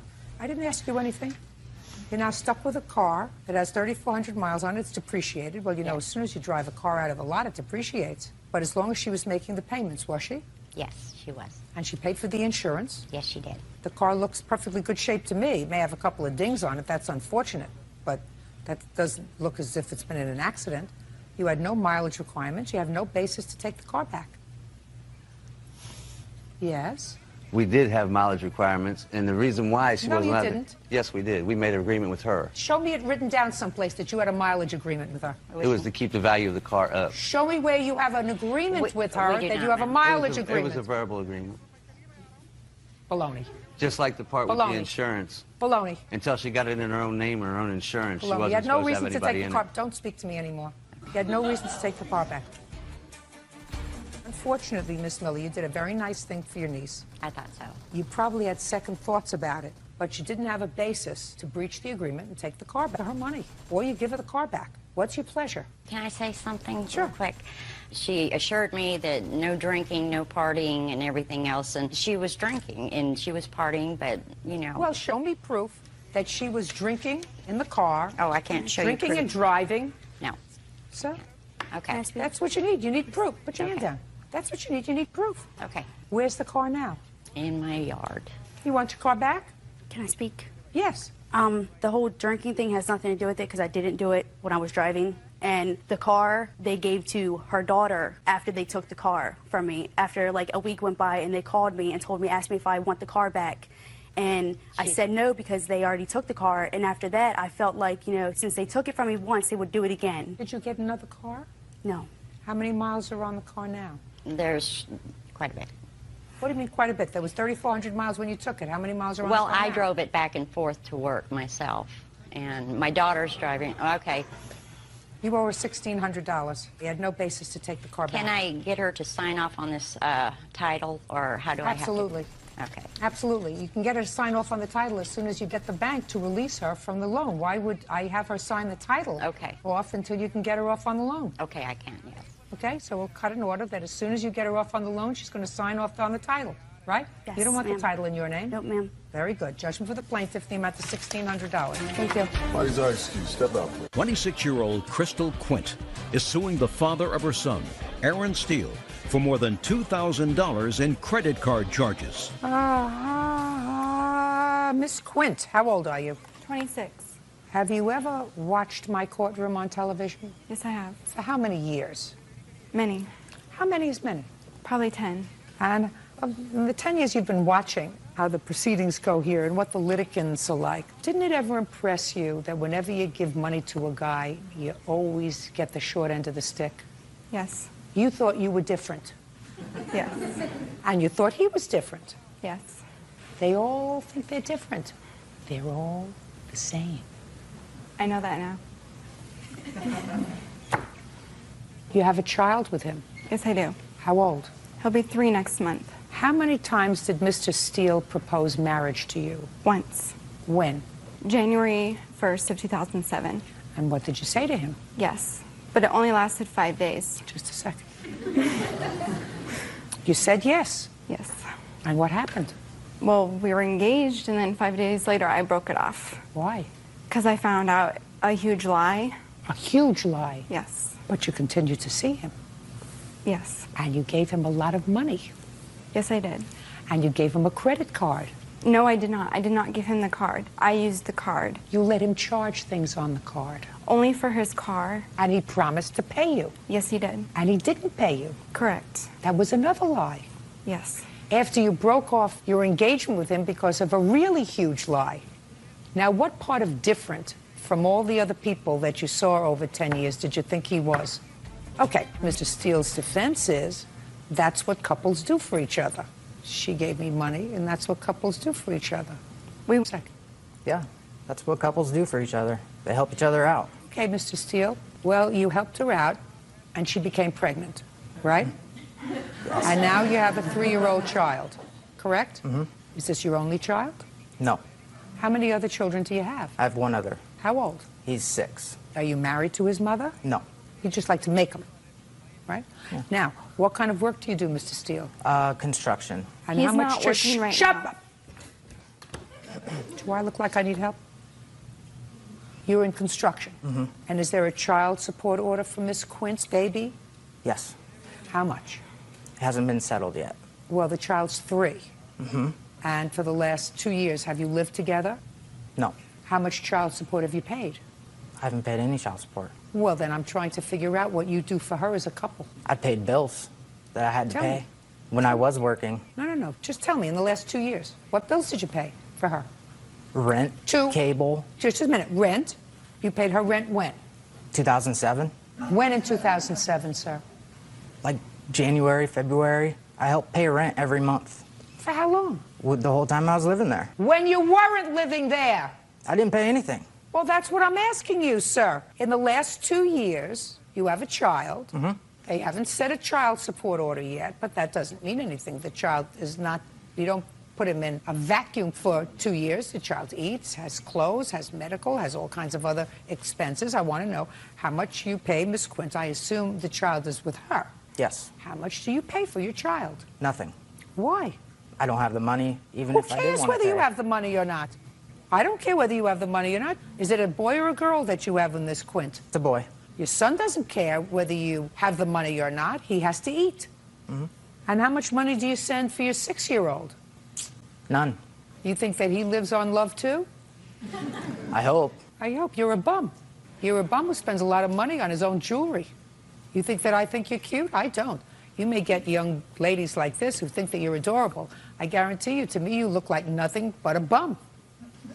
Now, what did you take money from her for in 2008? You needed to have your truck fixed. And how much did that cost? Well, it was my car. I don't care whether it was a truck or a car. It had 4 wheels, not 2, smart Alec. Let's go. How much did it cost? About $4,500. And who paid for it? Crystal Quint did. From what money? On her credit card.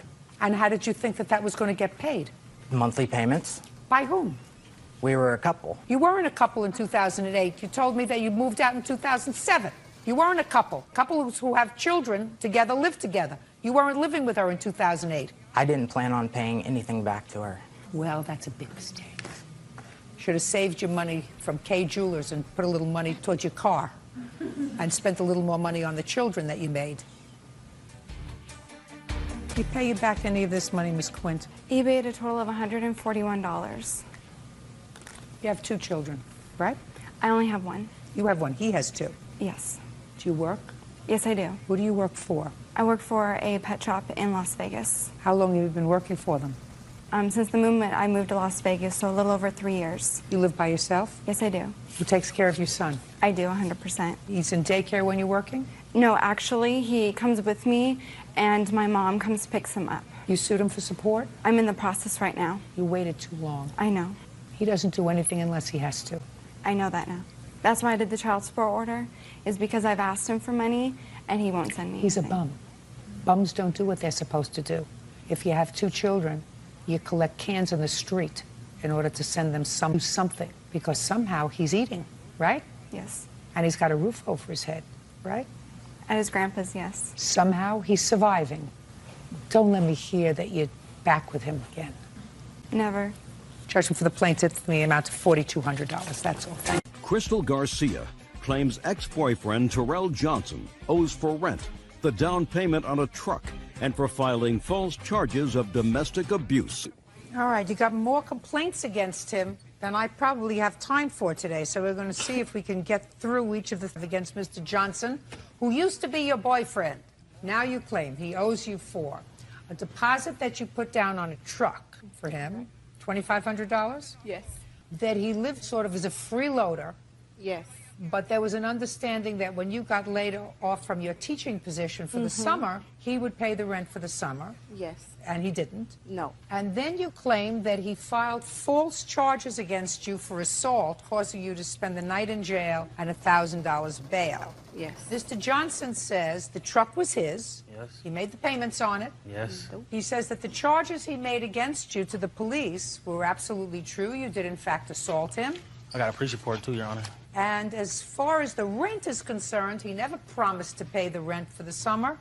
As a matter of fact, he wasn't even living with you in August. She kicked me out. I would kick you out if you send me to jail for domestic violence. Don't speak to him. That's why you're here. Okay.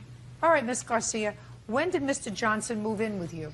Late September of 2006. What was the financial arrangement? Well, he didn't have a stable job, and, you know, I did. So I told him, I said, once you get back on your feet, you know, and I'd always, through the months, tell you need to get a better job. You need to get a better job. You need to help me. You need to, All right, so you need know. to help me. You need to get a better job. I don't Yeah. hear a financial arrangement. Well, I Ms. told him, I Garcia. said, coming June, because we are laid off for the summer, I said, you need to pay June, July, August. I told him that because he would have a job by then. I mean, you would think in 7, 8 months he would All have right, a better so job. right now you have no financial arrangement with him with regard to rent.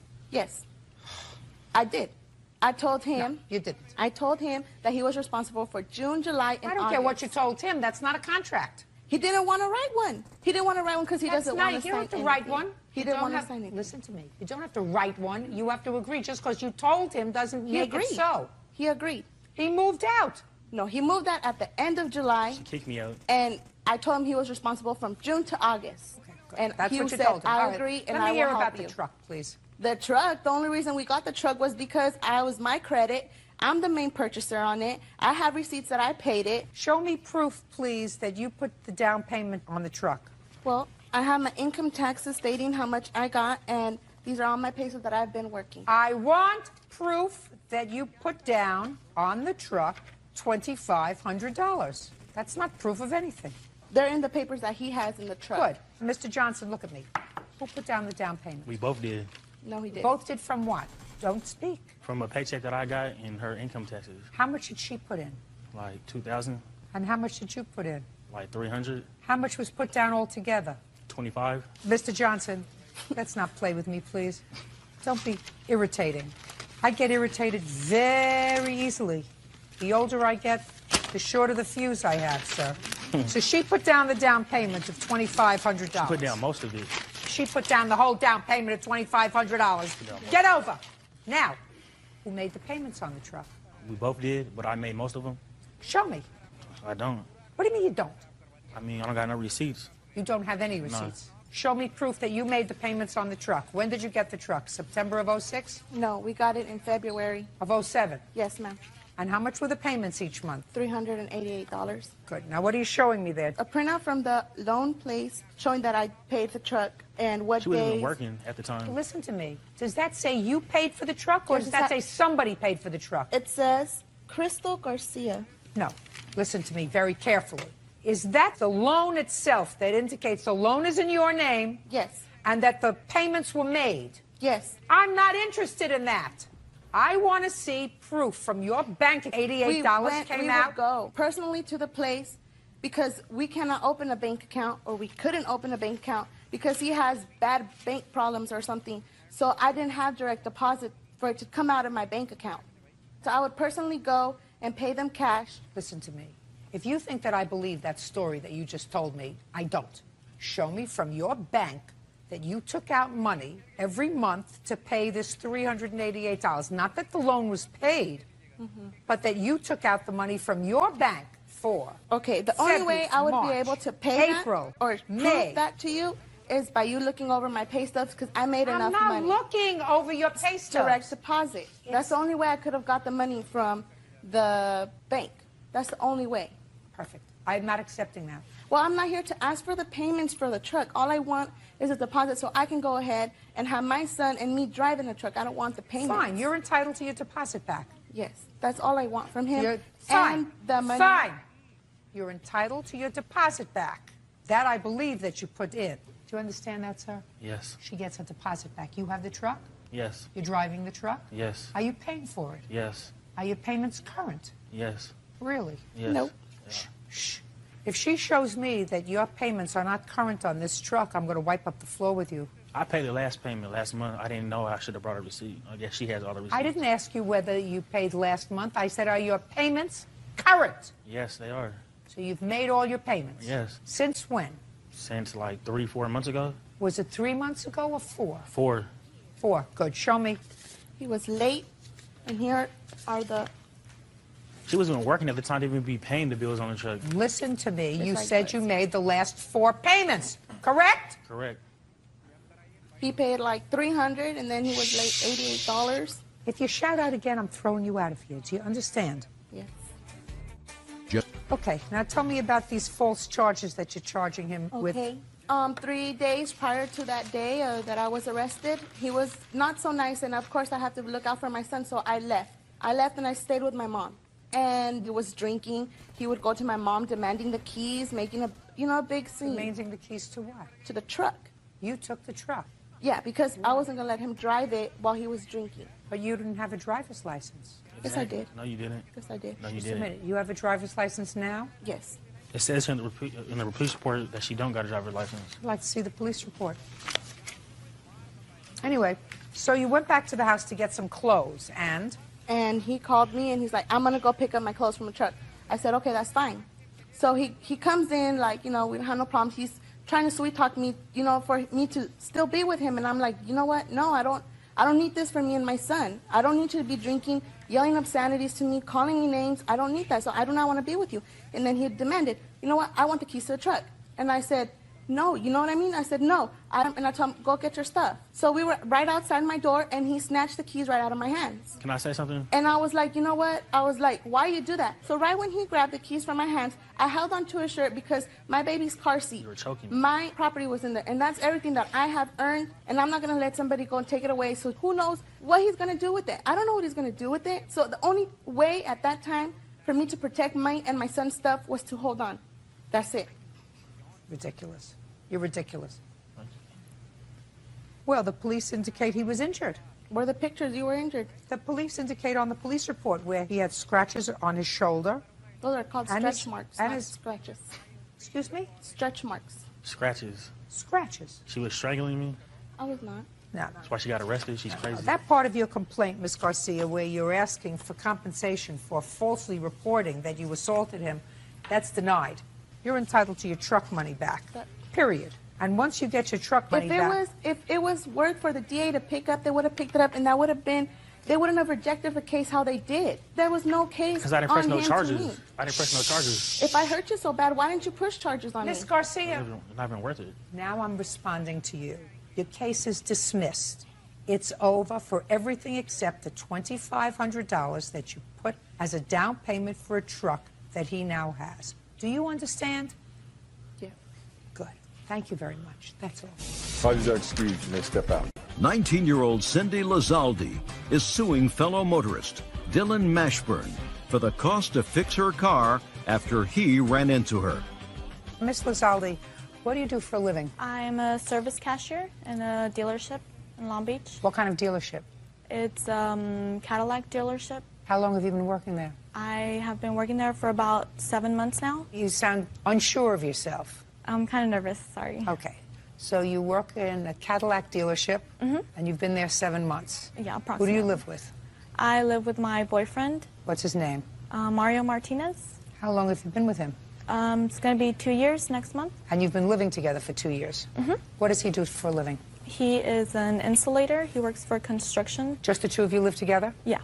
You have an apartment with a lease? No, just renting an apartment. I know. Is there a lease on the apartment? No. What are you, month to month? Yeah. What kind of an apartment is it? Look, don't look over there. Just a regular apartment, I guess. How big is it?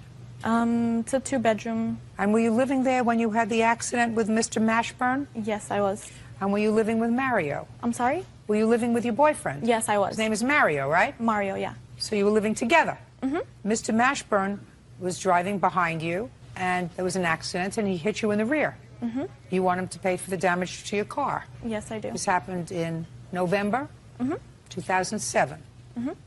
Mr. Mashburn says that you really didn't want your bumper fixed, you wanted a date. That's his defense. With him. Which is really why I asked you all of these questions. Just in the event you were unsure of why I was asking you all of these questions, before I got to Mr. Mashburn's defense, I wanted to find out a little bit about you. Okay. So, Mr. Mashburn, tell me about the accident. Are your hands in your pockets? Yes. Take them out. Okay. Tell me about the accident, sir. Okay. It was November 21st, 2007. I was behind Cindy at a red light. We had pulled away from a red light. Pretty much instantly, she had stepped on her brakes. We were maybe going 2, 3, 4, 5 miles an hour, and then all of a sudden she steps on her brakes. I hit her. I'm as stunned as and I got hit in the back. And then I'm into her, and I'm thinking, how did this all happen all of a sudden? And I'm looking in front of her, and there was a butt on the other side of the intersection, which I didn't know if that was the cause of the accident. At the time of the accident, Cindy got out of her car in the middle of a busy intersection. Personally, I thought it was a smaller fender bender. You know, she seemed okay. I said, well, why don't we go down the road a little bit? There's some construction down the road, and we'll exchange information and go from there. In fact, there was even a policeman in the intersection who felt the accident was... Sorry. Don't tell me what the policeman felt, Okay, sir. sorry. I'm not interested in even what you feel. You're right, I didn't know what he felt. So we went in down the road, got out of our car, kind of looked over the damage a little bit. Didn't seem to be more than a... I want your defense. Now, Mr. Mashburn, we've already established that when you hit somebody in the rear, it's your fault. Right. So you hit her in the rear. She's going to show me pictures of the car or an estimate to have it fixed, which I assume she has. Right. You're going to tell me why it's not your responsibility to fix it. Sorry, Your Honor. At the It's time... okay. Don't be sorry. Just get direct. Okay.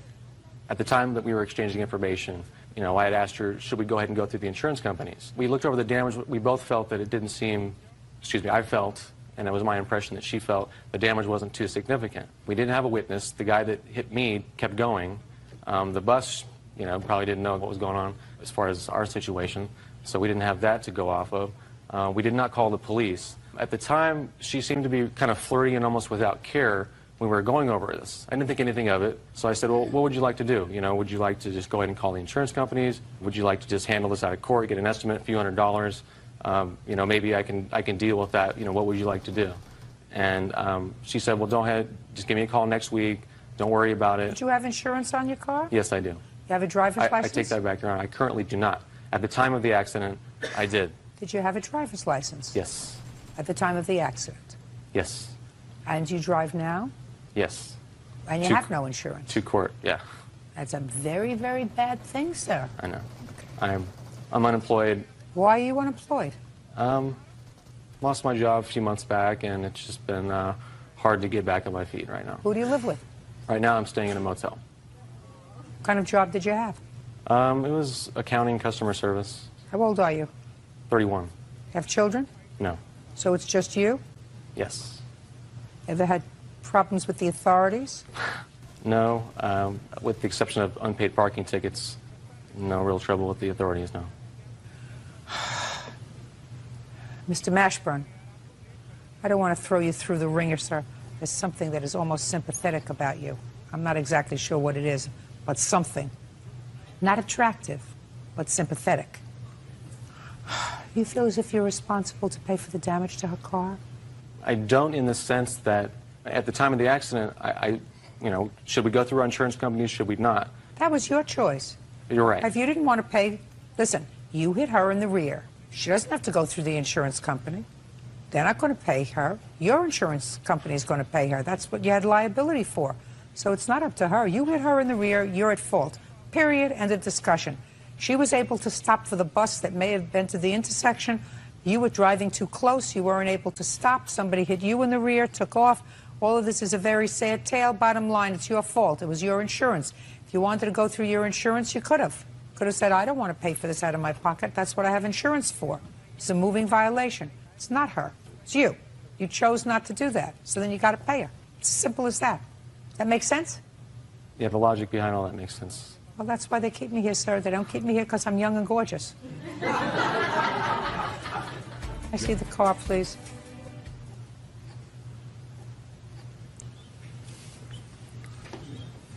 Thank you. Oh, so you need a new bumper. Is that right? Yeah, I do. How much is a new bumper? There was an estimate for $1,400 just for the visual damages. Can I see it? Mm-hmm.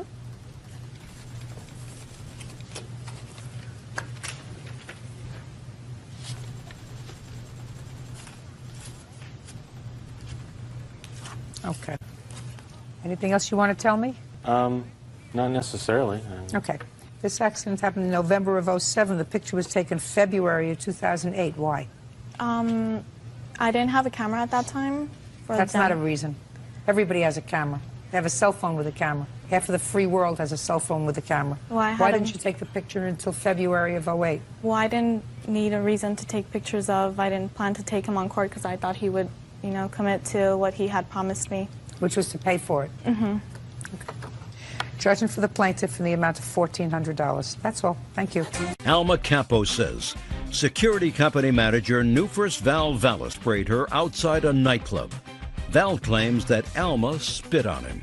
Ms. Campos, the defendant is a security guard at a club, and it is your claim that he pepper sprayed you, causing you injury after an incident at the club where you were a patron along with your brother and some other people. That's correct. The defendant says that your brother and you were both drunk that evening, and it was necessary to use the pepper to preserve the peace.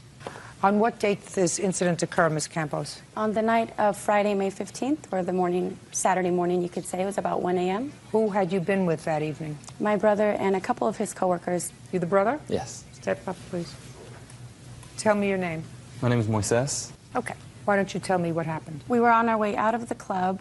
My brother and his friends and myself, of course, were walking out. I stopped to get some food that they sell there at the nightclub. So I grabbed 4 burritos And on my way out, my brother's now sort of a ways ahead of me, friends sort of behind. We're kind of shuffling our way out since it is a club, there's a lot of people. We're making our way out of the club into the parking lot, which is also an alley. And I'm outside in the parking lot, and I see a ruckus, something going on in the alley. And I notice that my brother is surrounded by a number of gentlemen. So the guys around my brother, the security are kind of, around him. And then I see Val with his arms crossed, sort of closest to me. So I ask him, hey, what's going on? Why are you guys doing this? Well, you didn't ask quietly, because you would not have asked quietly. You would have been excited. Right. Right? Yeah. Let's make sure we get it all right. Yes, that's correct, Your Honor. And his arms are crossed. He's looking at me with this snarl. All I remember, the last thing I remember is this smile. It's kind of like oh, 'cause I'm bored. Pulls up. I don't even see. I don't know what it is. Yes. Is that what he said, or is that the look? Both. The look, and he said those 3 words, 'cause I'm bored. Next thing I know, I'm on my knees in a dress and heels. Face feels like it's on fire. I have no idea what just hit me until I realize, moments later, I'm just like, oh my God, what has happened? Okay, so that's when you were sprayed and you fell. That's when I was sprayed and I fell. Mr. Campos, tell me what happened when you left the club. As I walked out, I was pushed out by one of the bouncers because he was clearing everybody out, got me out. Had you been asked to leave the club I had been before? asked to leave. Why? Do you know? Just because it was the end of the club. Everybody was about to leave. I was finishing one of my drinks, and he didn't allow me to finish it, so. I want you to be very accurate with me, Mr. Campos. So you were asked to leave the club, and you didn't leave right away? Is that what happened? Right. Okay. And you must have said to somebody in authority, some security person, when I finish my drink, I'll leave? Yes. I'm speculating, but I want you to tell me what happened, sir. So I'm trying to finish my drink. He said, you got to leave now. I said, okay, let me finish my drink. He said, no, you're leaving now. So he pushes the drink out of my hand. It breaks, pushes me out. Okay. So that's not just pushing you out because the club is closing. You had a confrontation with a security person inside. Right. And they pushed the drink out of your hand. The drink fell, and then they pushed you outside. Correct. Where was your sister at that time? She was getting us food. So she was in that same lobby area. Okay. And so now the security guard pushed you out, so you're out ahead of your sister. Correct. How many guards pushed you out? One. Who? You don't know? His name. No. And it's not this gentleman? No. Were you there that night? Yes, Judge. And it wasn't this gentleman? No. Okay. Do you know who that was? Yes. Who? A guard named Dave. Where is he? He's not here today. So Dave pushed you outside. Did you see that? Yes, I was outside when he was brought out. Explain to me how he was brought out. Dave was holding on to this gentleman, and 2 other guards were with him as they escorted him out to the outside and asked me to remove him from the area because he refused to leave and was demanding another drink. Because they had spilled his drink. He was demanding another drink, and they took that drink, apparently, I found out later, and removed him and brought him outside. No, that's not what happened. No, that's not what happened. Okay. And since Dave isn't here, you can't even suggest to me that's what happened because you weren't there. What he says was, he said, when I finish my drink, and Dave said to him, you're finished with your drink. And he said, I'm going to finish my drink. And the drink got spilled, and that's what caused the trouble. So now you're outside. Was it just Mr. who was with you, or were there other security guards there as well? There were others around outside, yes. So it was just Mr. that was bringing you out? Correct. How was he bringing you outside? He, grabbed me by the neck, pushing me with one hand, pushing me on the neck with another hand. Okay. What happened when you got outside? Got outside. I was very upset the way he treated me. We exchanged curse words toward each other. It was like a quick conversation because immediately he walked over to a group of security guards over next to where the parking lot is, right next to the club.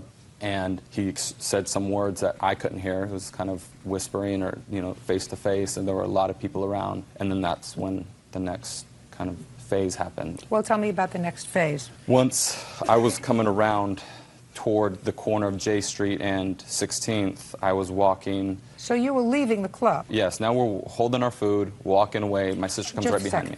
So at some point your sister caught up with you because she was right buying behind the food. Correct. And she got close enough to you to hand you a burrito. Correct. Is that correct? No. Not correct? No. Okay. And you saw the whole thing?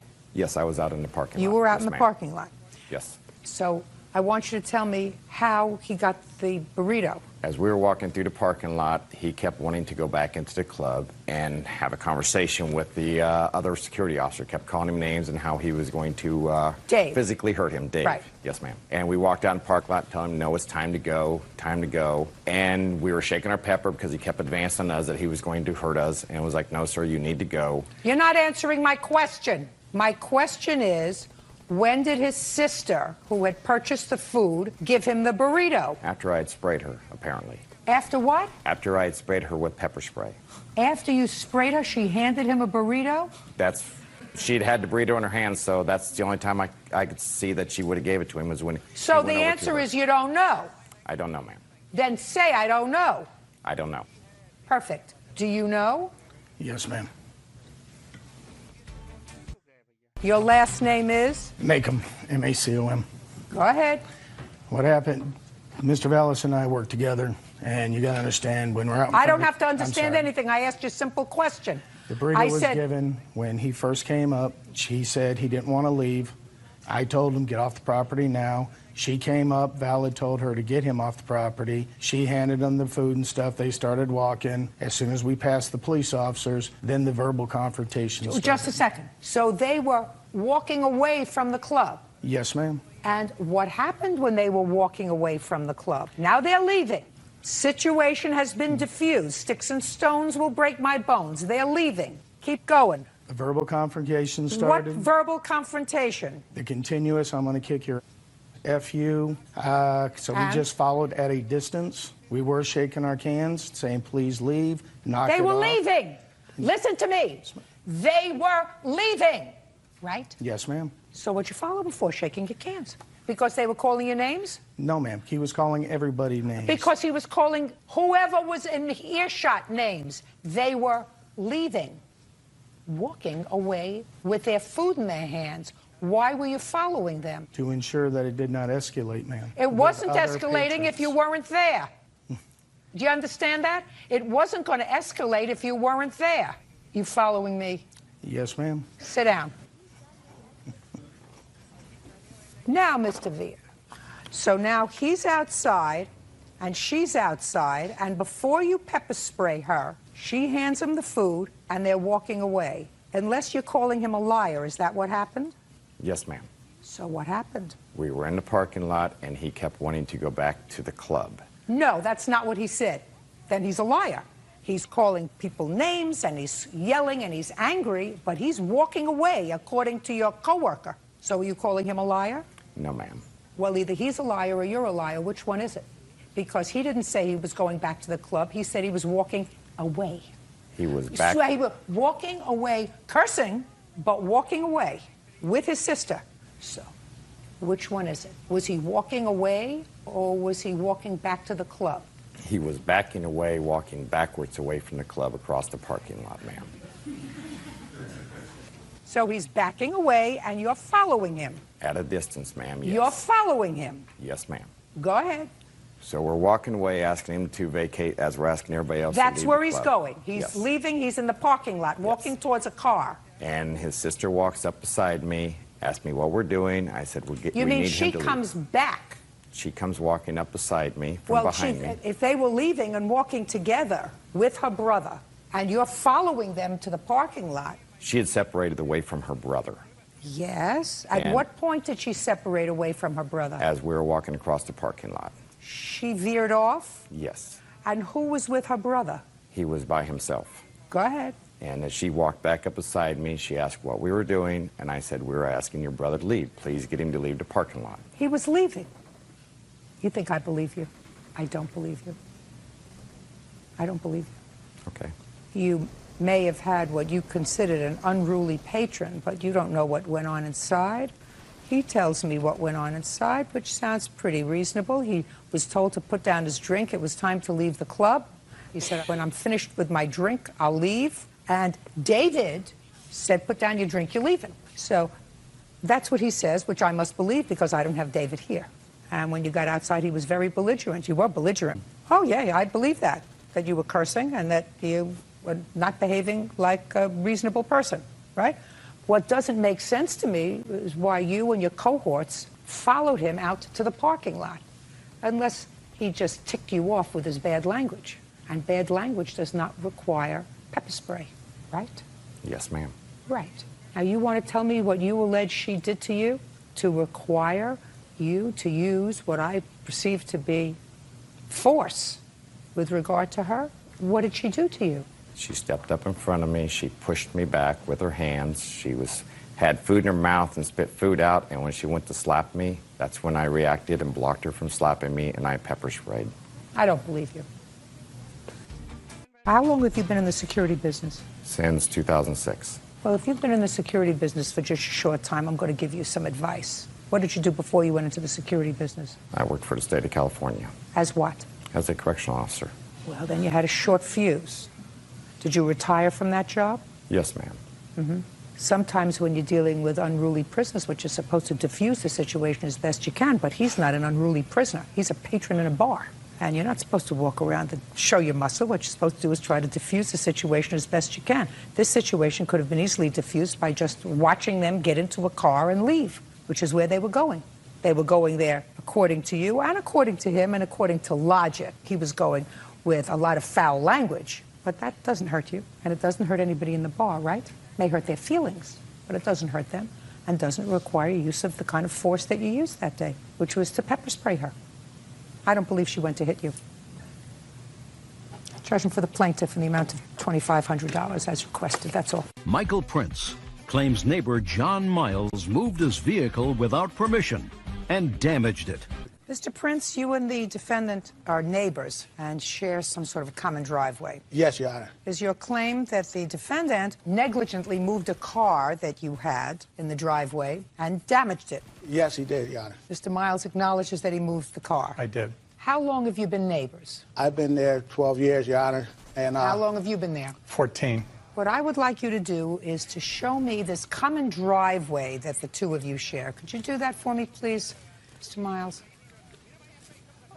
This is a four-family home I own on Eastern Avenue in Schenectady. This is my driveway here with a tenant parking area behind the home. The Billis driveway is parallel to my driveway, and they have a little parking area besides ours. It's not a shared driveway, but it's a common driveway. And there's no space in between? No, the concrete abuts each other. Now, Mr. Prince, it's my understanding that something happened with your car. It had been, I don't know, stolen, burglarized, I don't know what happened with it. And you had it towed, and you left it on the driveway. Yes. How long did you leave it there? It's been over a year. Would you go over and show me where you left your car parked? Sure.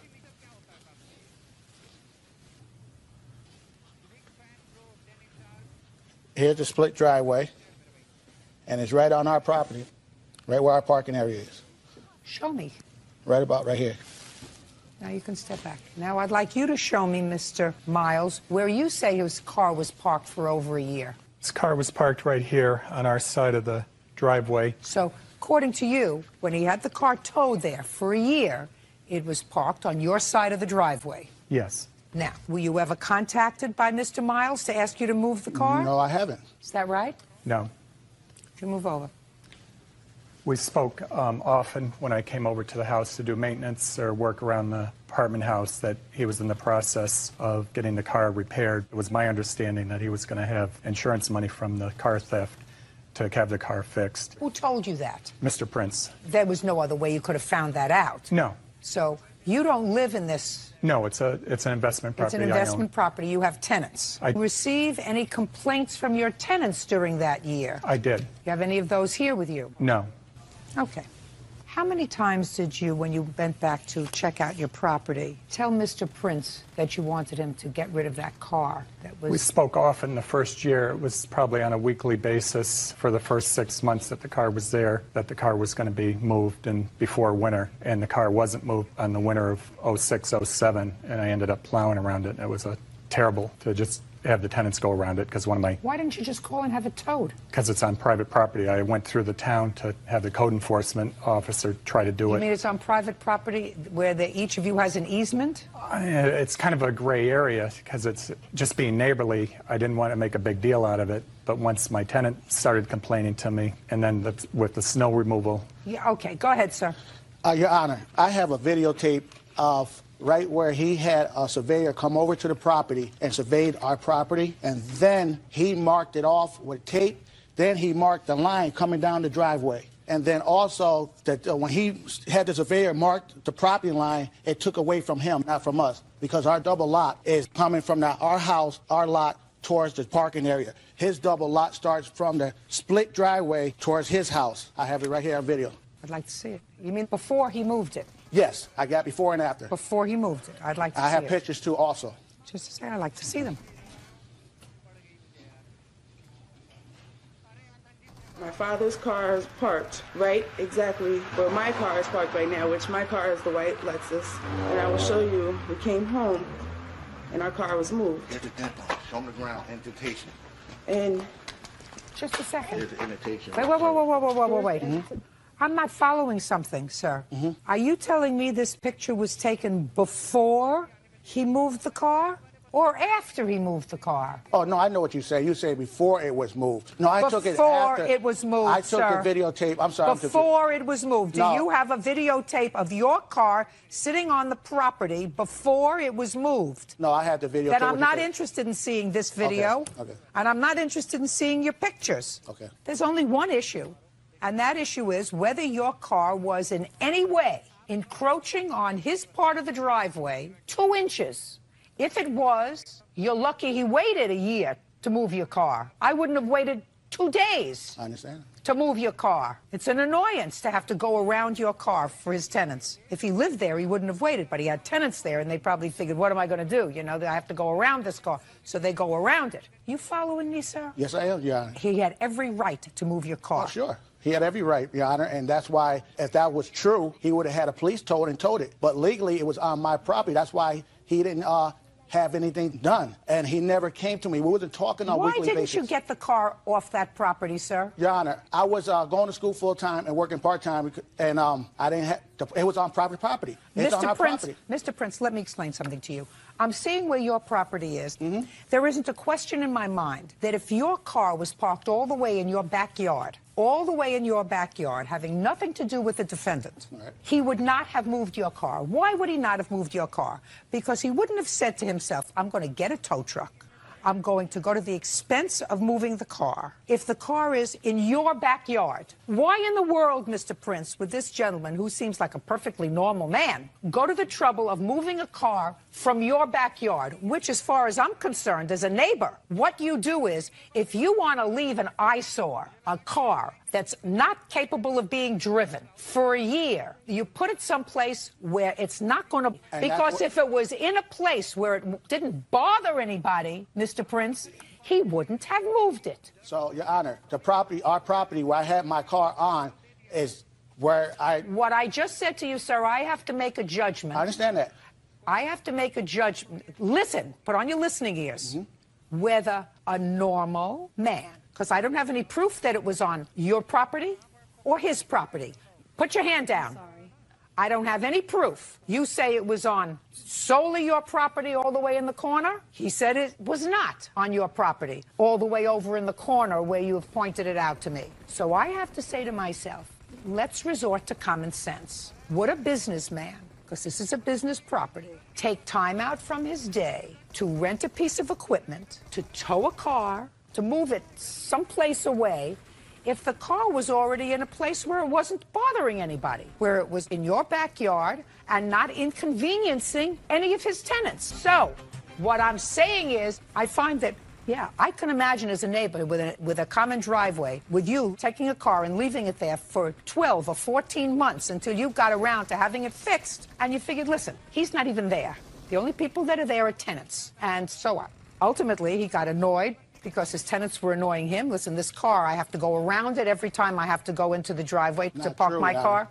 Listen, Mr. Prince, I don't believe, sir, that your car was parked in the backyard where you say it was. Yeah. And that's what I have to and that's what I have to determine, whether your car was parked in the backyard, not annoying anybody. Can I say one thing, Your Honor? Yeah. I listen, I got my hearing on, and I'm listening to you. Okay, now, what are you saying is that he don't have time to call a tow truck because he's a busy man, but he has time to wrap a chain or pulley onto my vehicle, wrap it around a tree, and drag it. Listen to me, sir. It is very possible that if he called for a tow truck, they would have said to him, because this is a shared common driveway, we are not permitted to move that car. So why he come to me? We always communicated. Mr. Prince, I believe that he communicated with you and you ignored him. Your case, sir, is dismissed. That's all.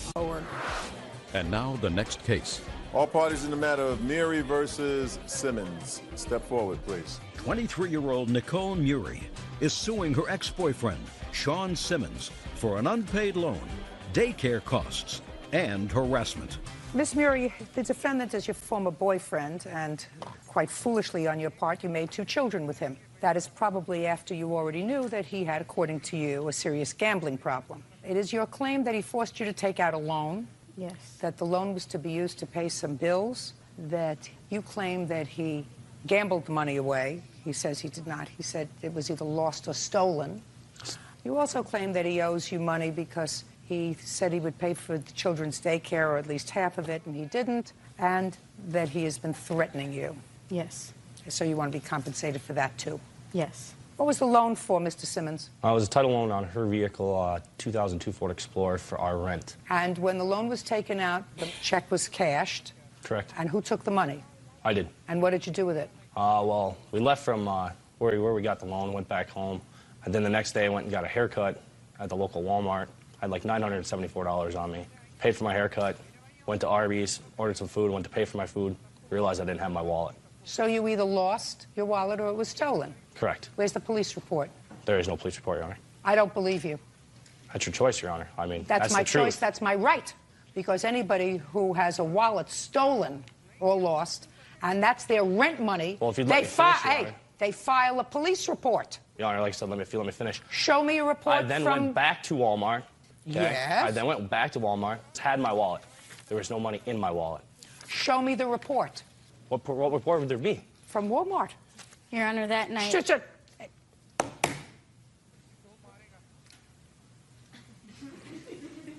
There would be a police report that you were the victim of theft. Even if that were not the case, let's say you left your wallet on the counter when you got your hair cut. You're responsible for the lost money. No, I'm not, Your Honor.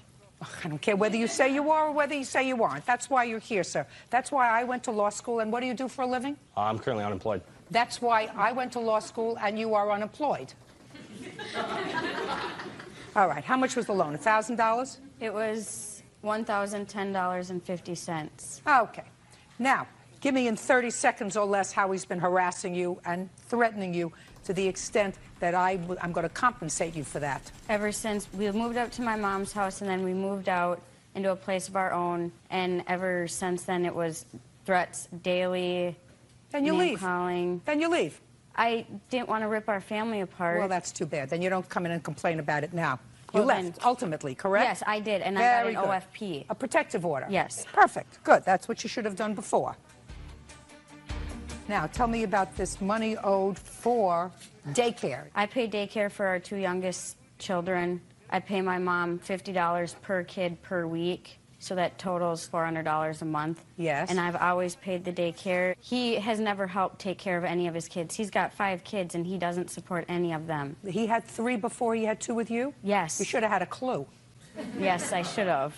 Oh, you should have had a clue before you had 1. You should have had a bigger clue before you had 2. And unless you could prove a contract with Mr. Simmons to pay half the daycare, you will address that issue when you take him to court for support. I never knew anything even about the daycare, Your Just Honor. listen to me. Does it sound like I'm against you right now on the daycare, sir? So Just why don't wanna you make just my keep point, your mouth... Lois. I don't want you to make a point. I want you to be quiet unless I ask you a question. Okay. Perfect. Do you understand? Yes, and child support is pending. Good. When you have a child support order against him, then he will have the parameters of his responsibility with regard to these 2 children. And if he fails to pay the child support order, and if that judge has any gumption, she'll put him in jail for non-payment of child support. But unless you have a contract with him, oral or written, with regard to payment to your mother for watching your children, he's not responsible for it. Do you understand? Yeah, but he's always told me he'd help me out. Well, help when you it out is not a comes to the contract. kids. Help you out is not a contract. And I Right do now, help he her owes out. you $1,010. That's for the money that he either lost or stole or gambled away. Anything else? Perfect. Thank you. Judgment for the plaintiff. Parties are excused. You may step out. Pamela Beverly is suing the mother of her daughter's schoolmate, Rhonda Mayo, for medical bills and pain and suffering. Pamela claims 12-year-old Jessica Mayo injured her daughter at school. Miss Beverly, this case really involves your daughter. Yes, ma'am. You weren't there when this incident happened, but it is your claim that the defendant's daughter injured your daughter. You want her to pay the medical bills. Yes, ma'am. But you weren't there. You don't know. Let's have the girls up and the mom seated, please. Tell me your name. Crystal Beverly. How old are you, Crystal? 13. Jessica May, I'm 12 years old. Okay, Crystal, why don't you tell me when this happened? What date? I think March 27th. Were you friends? Yes. How long have you been friends? Since the first day of school. So since September? Yes. And this was March, so you've been friends for a long time? Yes, ma'am. You like each other? Yes, ma'am. So tell me what happened. We were walking down to the bus for dismissal, and when we were stopping off the sidewalk, she had booty bumped me, and I fell. Now, what is a booty bump? It's when you bump somebody with your butt, you go like this. Just like that?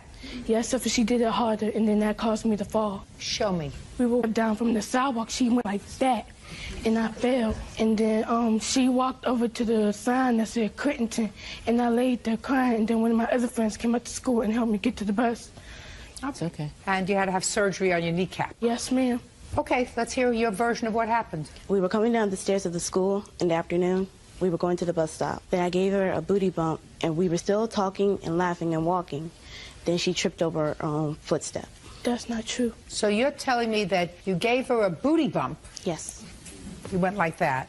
Yes. You weren't angry with her? No. And you continued to talk? Yes, we were still talking and laughing and walking. And it was later that she fell? Yes, and she fell over her own foot. Would you step up, please?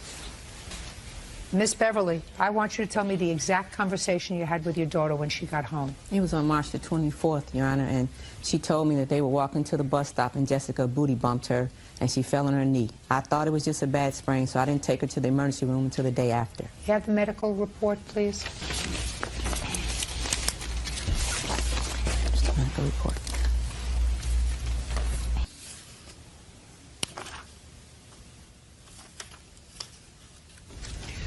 What were your unreimbursed medical expenses? It was $1,083.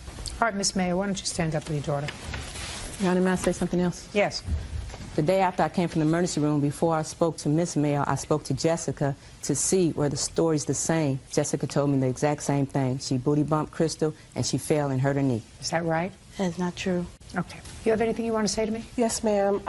When Jessica had told me that her and Crystal were playing at the bus stop and that Crystal had fallen, I said, oh, I'm sorry to hear that. I didn't know how serious it was until after Mrs. Beverly spoke with me on the phone. And she did tell me that Jessica and Crystal were playing and Crystal fell. Well, they were. There's no question in my mind that your daughter did not intend to cause injury to her friend, right? Right. But sometimes when you fool around, that happens. I mean, there's no issue that your daughter did not intentionally harm Miss Mayo's little girl. But they were fooling around, and she gave her a tap. Yes, a bump. And she fell. And she didn't fall afterwards. She's making up. She fell then. She didn't mean to hurt her. It wasn't an intentional thing. It was, as Crystal said when she first started, an accident. That's the way you described it, right? Yes, ma'am. Because you lost your balance when she gave you that push. Yes, ma'am. Right? Okay. That, Miss Mayo, suggests to me that you should be more than willing to contribute to the unreimbursed medical expenses that your daughter's fooling around caused. Because but for the fact that she gave her a nudge, she would not have tripped and fallen, and she would not have had this injury. Certainly, you are not entitled to pain and suffering, Miss Beverly, from the defendant, because I don't believe that this was an intentional act. I think that these two young girls were friends. I believe that in all probability, your daughter has done this booty bumping ever to other people. Yes, ma'am. Fortunately, nobody got hurt. Do you understand, Miss Beverly? Yes, ma'am, I do. Okay. Judgment for the plaintiff in the amount of $1,083. Thank you. 25-year-old Kendra Weber is suing her former roommates, 22-year-old Andrea Gonzalez and her boyfriend, Kyle Evans, for the return of her security deposit and renter's insurance. Miss Gonzalez, how long were you and Miss Weber friends before you decided to room together? About 3 years. When did you sign this lease, Miss Weber? On November 8th, 2004. And how many people signed the lease? Just us two, Andrea and I. And what was your agreement? And we were to split all of the bills and rent 50-50 two ways. And this must be Kyle. That's correct. Who is Kyle? Kyle is my boyfriend. Kyle didn't sign the lease. No, he did not. You moved out. Yes, that's correct. It is your claim that you moved out because things were made totally untenable with the apartment, and you wanted to move in with your boyfriend. This is correct.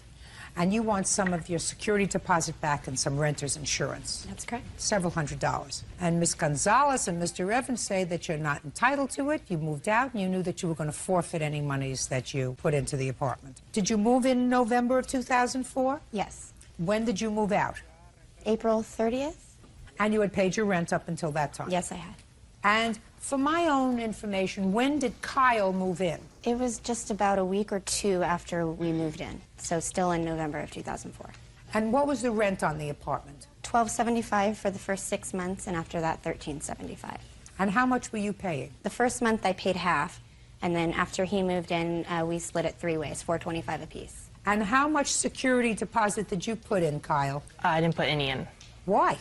I wasn't on the lease. Well, you were living there. For the majority. So why didn't you pay security deposit? Because the security deposit was worked out between the defendant and plaintiff. Are you still living there? Yes. You are? Yes. How much security deposit did you put in now? Nothing. Nothing. Well, now you're going to put in her security deposit, Kyle. Do you understand? Yes. Good. So you're going to give her $285, and then when you move out, if you keep the place nice and clean, you're going to get your $285 back. Doesn't that sound fair to you? Yes. Perfect. See how easy this is?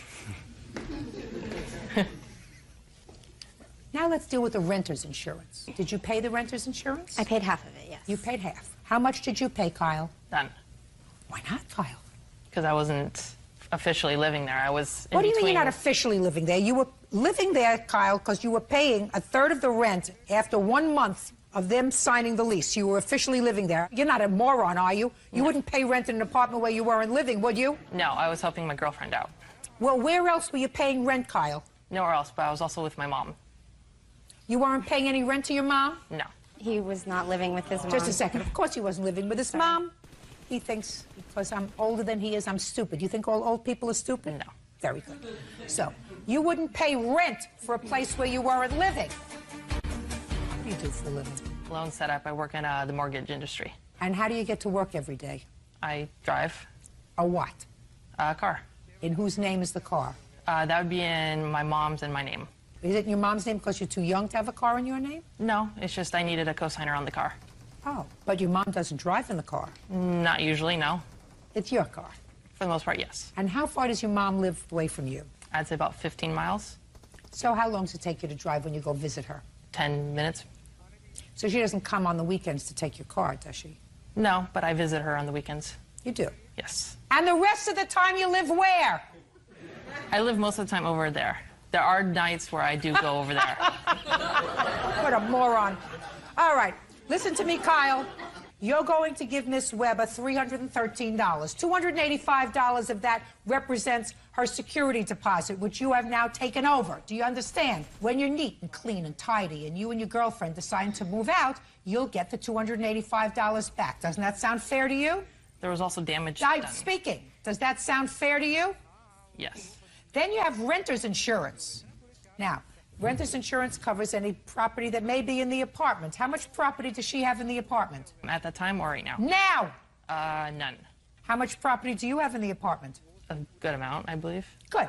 Then the renter's insurance is going to help you out. Judgment for the plaintiff in the amount of $313. It's been delightful chatting with you. Thank you. Parties are excused. B.J. Harris says his sister, Rosa Harris White, threw an ashtray at his car in a fit of anger. Rosa claims she was defending herself. Mr. Harris, the defendant is your sister. That's correct, Your Honor. And it is your claim that she vandalized your car. That's correct. You want her to fix it. That's correct. Your sister says that she was merely defending her in the process of assaulting her. And she didn't mean to vandalize your car. She was trying to protect herself by throwing this object which accidentally hit your car. That's what she says. Yes. From what I gather from these papers, Miss White, you have a baby. Yes. And your mother has custody of the baby. That's correct, Your Honor. And why does your mother have custody of the baby? Last year in November, I went to jail because of an argument me and her had, so she pressed charges. I went to jail. How long did you go to jail for? Only in a week. Were you living with your mother at the time? Yes, ma'am. Is the child court-ordered placed with your mother? Yes. Was there a hearing with regard to that? Yes. Did you give testimony, or did you consent to your mother having custody? No, I didn't even know she had custody. Actually, I received a paper in the mail saying she had custody, and I didn't know why, so. Were you involved with drugs? No. Were you involved with alcohol? No. Were you partying?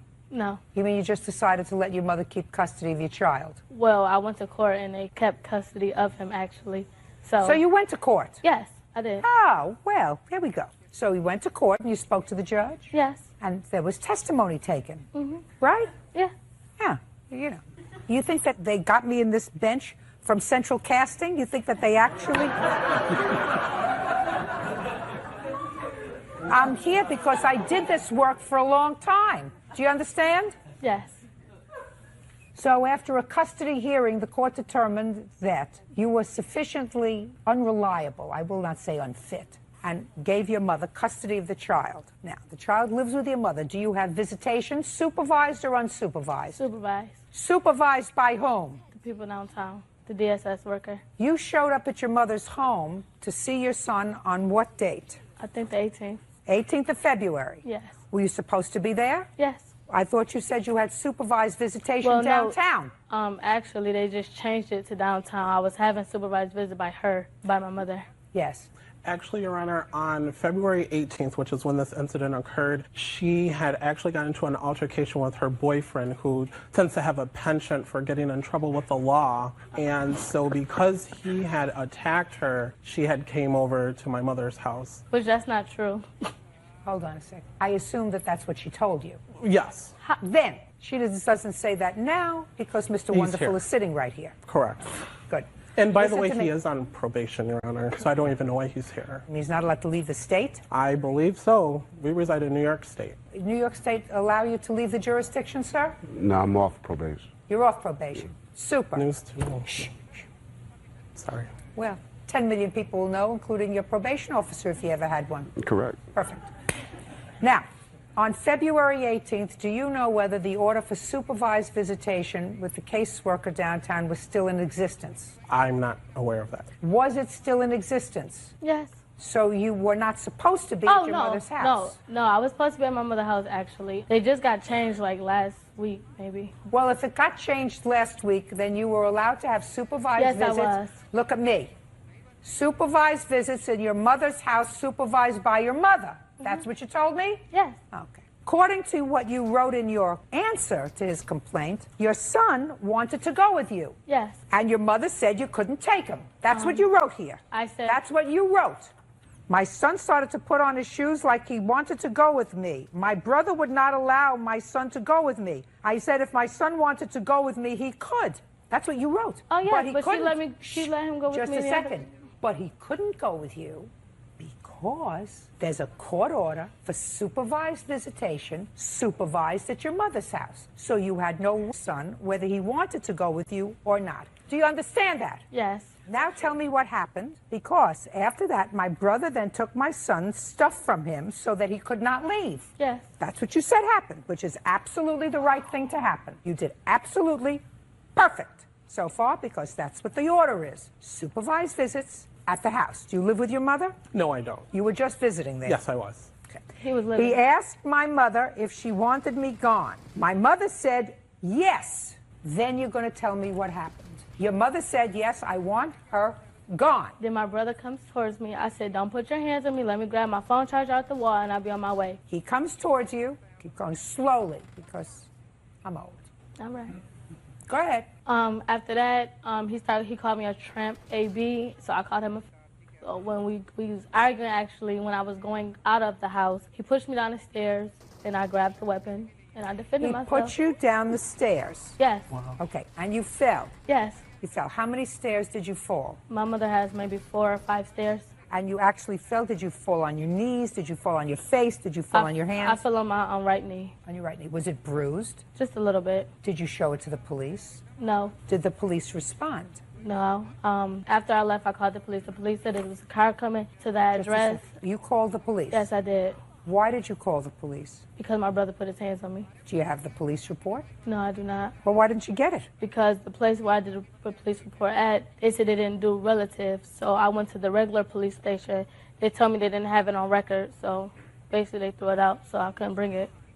Now, just let me follow this. So he threw you down the stairs, Miss White, and now you're lying on one knee down the stairs, the bottom of the stairs. Actually, no, listen to me. You're lying on one knee. That's according to you at the bottom of the stairs. I said I banged my knee. You asked me what happened. What was No. I said, did you fall on your fell down the hands? Did you stairs. fall on your face? And you said on one knee. Have an intact mind. Oh, yeah, on my right knee. Yes, I did. So you're lying at the bottom of the stairs on your right knee, right? Now Yeah. you're down there. Where's the ashtray? On the porch.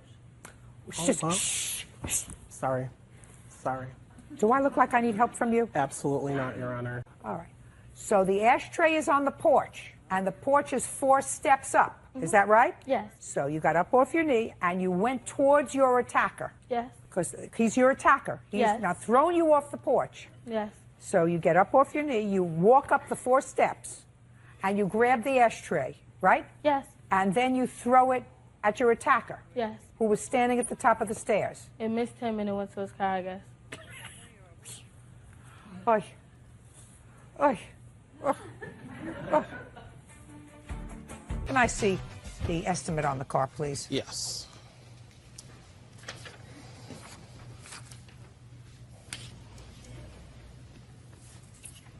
Do you live together? No, we do not. Who do you live with? I live with my sister-in-law. Sister-in-law. Yes, his wife. Do you work? Yes.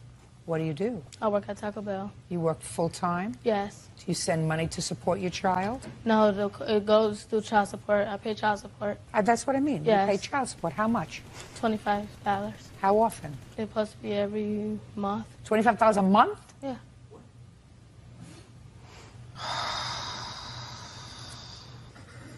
Have a picture of the car? Yes. I'd like to see it, please.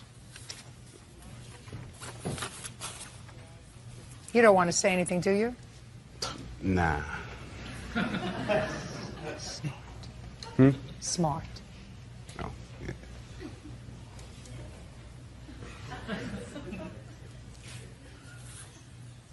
Oh, she hit the roof of the car. She did. Oh, so she's standing on top of the porch. And what did she say when she threw the ashtray? Well, as she actually never fell down the stairs, Your Honor. Just a second. I like the machinations of her story Sure. better. It's not truthful. I do too, actually. It's not truthful, but I got it. Okay. Okay. And is that the ashtray that she threw on the top of the car? Perfect. Oh. Charges for the plaintiff in the amount of $326.25. Thank you Your very Honor. much. That's all. 23-year-old Nicole Muri is suing her ex-boyfriend, Sean Simmons, for an unpaid loan, daycare costs, and harassment. Miss Muri, the defendant is your former boyfriend, and quite foolishly on your part, you made 2 children with him. That is probably after you already knew that he had, according to you, a serious gambling problem. It is your claim that he forced you to take out a loan. Yes. That the loan was to be used to pay some bills, that you claim that he gambled the money away. He says he did not. He said it was either lost or stolen. You also claim that he owes you money because he said he would pay for the children's daycare, or at least half of it, and he didn't, and that he has been threatening you. Yes. So you want to be compensated for that, too? Yes. What was the loan for, Mr. Simmons? It was a title loan on her vehicle, 2002 Ford Explorer, for our rent. And when the loan was taken out, the check was cashed. Correct. And who took the money? I did. And what did you do with it? Well, we left from where we got the loan, went back home, and then the next day I went and got a haircut at the local Walmart. I had like $974 on me. Paid for my haircut, went to Arby's, ordered some food, went to pay for my food, realized I didn't have my wallet. So you either lost your wallet or it was stolen? Correct. Where's the police report? There is no police report, Your Honor. I don't believe you. That's your choice, Your Honor. I mean, That's my the truth. choice. That's my right.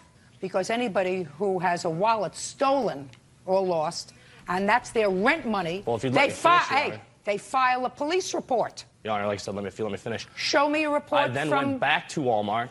Okay? Yes. I then went back to Walmart, had my wallet. There was no money in my wallet. Show me the report. What report would there be? From Walmart.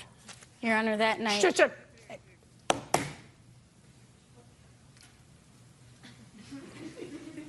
There would be a police report that you were the victim of theft. even if that were not the case, let's say you left your wallet on the counter when you got your hair cut. You're responsible for the lost money. No, I'm not, Your Honor. I don't care whether you say you are or whether you say you aren't. That's why you're here, sir. That's why I went to law school. And what do you do for a living? I'm currently unemployed. That's why I went to law school and you are unemployed. All right. How much was the loan? $1,000? It was $1,010.50. Okay. Now, give me in 30 seconds or less how he's been harassing you and threatening you to the extent that I'm going to compensate you for that. Ever since we moved up to my mom's house and then we moved out into a place of our own, and ever since then it was threats daily, then you leave. Calling. Then you leave. I didn't want to rip our family apart. Well, that's too bad. Then you don't come in and complain about it now. You left, ultimately, correct? Yes, I did, and Very I got an good. OFP. A protective order? Yes. Perfect. Good. That's what you should have done before. Now, tell me about this money owed for daycare. I pay daycare for our 2 youngest children. I pay my mom $50 per kid per week, so that totals $400 a month. Yes. And I've always paid the daycare. He has never helped take care of any of his kids. He's got 5 kids, and he doesn't support any of them. He had 3 before he had 2 with you? Yes. You should have had a clue. Yes, I should have. You should have had a clue before you had 1. You should have had a bigger clue before you had 2. And unless you could prove a contract with Mr. Simmons to pay half the daycare, you will address that issue when you take him to court for support. I never knew anything even about the daycare, Your Just Honor. listen to me. Does it sound like I'm against you right now on the daycare, sir? So why don't you just keep your mouth? I don't want you to make a point. I want you to be quiet unless I ask you a question. Okay. Perfect. Do you understand? Yes, and child support is pending. Good. When you have a child support order against him, then he will have the parameters of his responsibility with regard to these 2 children. And if he fails to pay the child support order, and if that judge has any gumption, she'll put him in jail for non-payment of child support. But unless you have a contract with him, oral or written, with regard to payment to your mother for watching your children, he's not responsible for it. Do you understand? Yeah, but he's always told me he'd help me out. Well, he helped you out is not a contract. Help you out is not a contract. Right now, he owes you $1,010. That's for the money that he either lost or stole or gambled away. Anything else? Perfect. Thank you, judgment for the plaintiff. Parties are excused. You may step out. Slater versus Marulanda. Step forward. 23-year-old and his girlfriend, 21-year-old Regina Slater, are suing their former friend, Fabian Marulanda, for fraudulent checks they cashed on his behalf. How do you know him? I met him about 5 years ago, just through mutual friends, and he was my roommate for 6 months at the time. And who are you? His girlfriend. This is your claim. He had some checks. He moved back to where you live, which is where? Las Vegas. And when he came back, he had some checks that he asked you to cash for him because he didn't have a bank account in Las Vegas. Yeah. And you did, in fact, cash those checks for him? Yes. And the checks bounced? Yeah. And you want him to reimburse you for that money, as well as the fees that your bank charged for the bounced checks? Yes. Mr. Marulanda says that you're suing the wrong person. You should sue the person who gave him the checks because he was due money from this person, right? That's correct. Okay, Mr. Marulanda. How much in total did you cash for him? About $1,300. And what did you do with the cash? Gave it all to him. We didn't get any of it. So far, is that correct? Kinda. The $500 check, the biggest amount, I actually gave him some money for food. And well, it was your. They gave you the money. You made. They gave me the money for the They most gave part. you the money. And what did you do with the money? Well, in general, like I had a really good gambling spree in Vegas, and I don't really gamble that often, but I was doing really well. And I told him, I was like, I'm doing really good gambling, and I was like, if I win, I was like, I'll split the profits half, 50-50, and they're for it. They said, okay, I'm completely okay with that, and I was like, let's do it. Where did I don't understand? You know, Mr. Marulanda, you don't want me to think that you think that I'm stupid, right? That would be the biggest mistake of your young life. Do you understand? You have to make a choice of defenses. Either your defense is that the person who sent you these checks gave them to you, and that person who you'll tell me about is responsible for the checks bouncing. Absolutely. Thereby, you were both victims. That's one defense. The other defense is that you're kind of alluding to now, even though you can't keep a straight face, is that this was a business arrangement, and they cashed the checks for you, understanding that they may not be good checks, but they were going to go halfies with you on your gambling winnings. Do you understand? Absolutely. Which defense do you choose? The first one, technically, is my friend's check, so... I didn't cash him for his friends. That's his defense. His defense has nothing to do with this gambling that he's going to share. His defense is that his friend gave him these checks for what, by the way? For a car payment. And what's your friend's name? Miguel. Miguel what? And where does Miguel live? He technically lives in Boise, Idaho, but he's a truck driver, so he's all over the U.S. Is he based in Boise, Idaho? Was that the name on the check? Yes. Mr. Mariulanda, your defense is that you were duped because you sold somebody a car and this was a car payment, right? That's correct. Is that what you're telling me? Your problem, your car, you got the money from the checks. They got nothing from it. You fed your face. You gambled. You went out for dinner. You did whatever else you did with the money. You spent it. I was going to give him half of it. Listen to if me. I won. I told you to pick a defense. You spent it. Right? That's correct. Pay him back. I don't... Go back to Boise and sue Miguel if he didn't finish paying for the car. That's your problem. You don't visit your problem on strangers. Do you understand? He's a stranger to you. Did you think when you gave him the check that it might be a bad check? No, not at all. Good. If I would've known, I would've never hey, given I'm the check. speaking. Neither did he. Neither did she. But they took money out of their account, gave it to you, and you filled your face with the money. Somebody's got to be out the money, and it's got to be the person who spent it. That would be you. They didn't spend it. Hey, do I look like I need help from you? No. Do you understand? Am I making sense to you? Yeah. Well,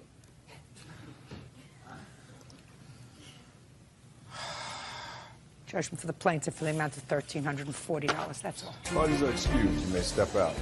Cindy Miller is suing her former landlord, Grover Smith III, for the return of rent.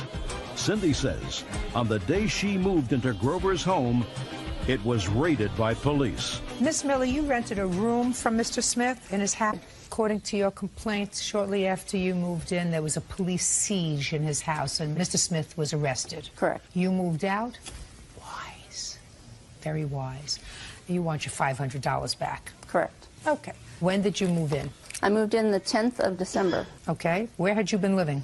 In Granada Hills at a different house. Why did you move out of your last house? I needed to get another place to live because I was assaulted on Thanksgiving, and that's another case pending, and I was afraid that the assailants would find me where I was. So I needed to find someplace else to go very quickly. So I looked in the penny saver, and I found Mr. Grover's house. And it Were you assaulted during a robbery attempt? Or? No, it was during Thanksgiving at one of my friend's houses. And okay. It's a story, it's another case.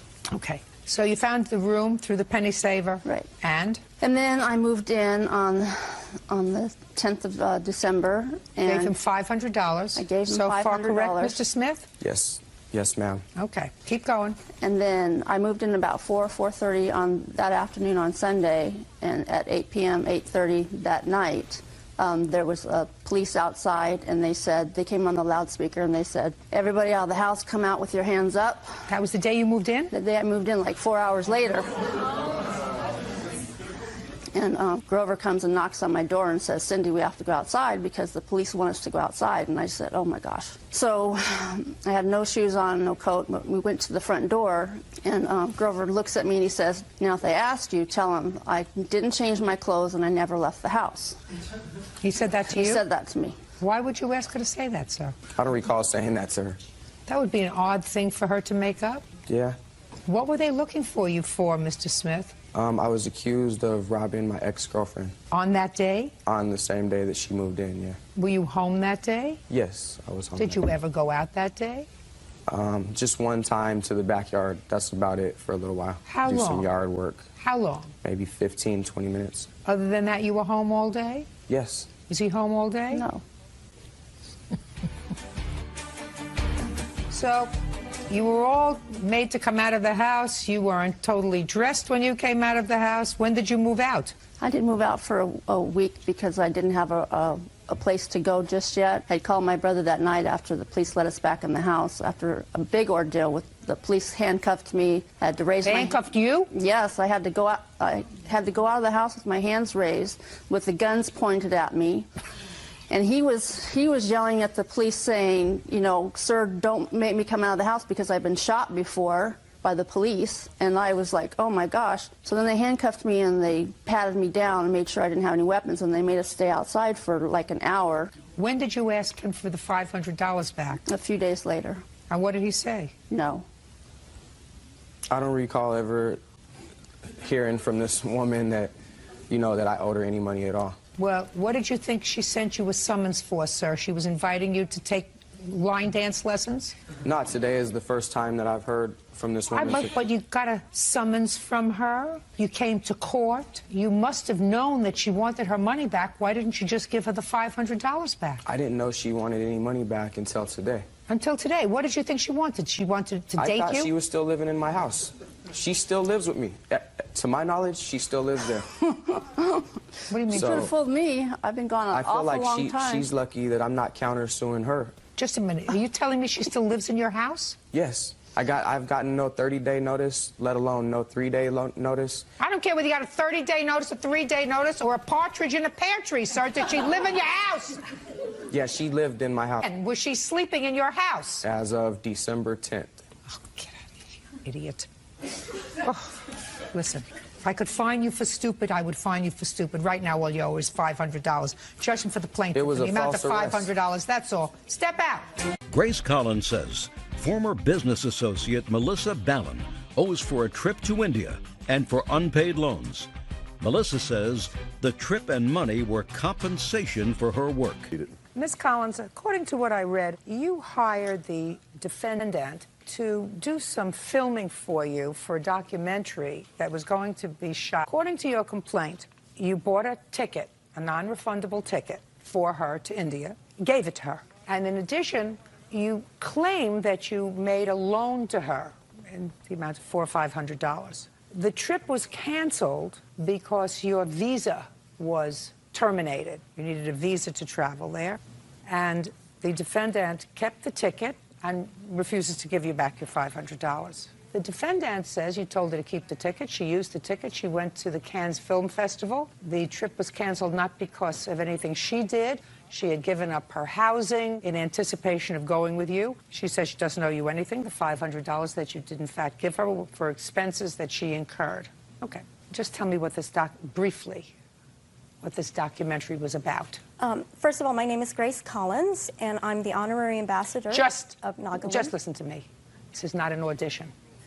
I know your name is Collins, and all I want you to do is answer my question. My question is a simple one. Can you answer We it? were going to expose the genocide in Nagaland. Genocide of? The Naga people in Northeast India. Have you been there before? Yes, I have. How many times? Once before. When?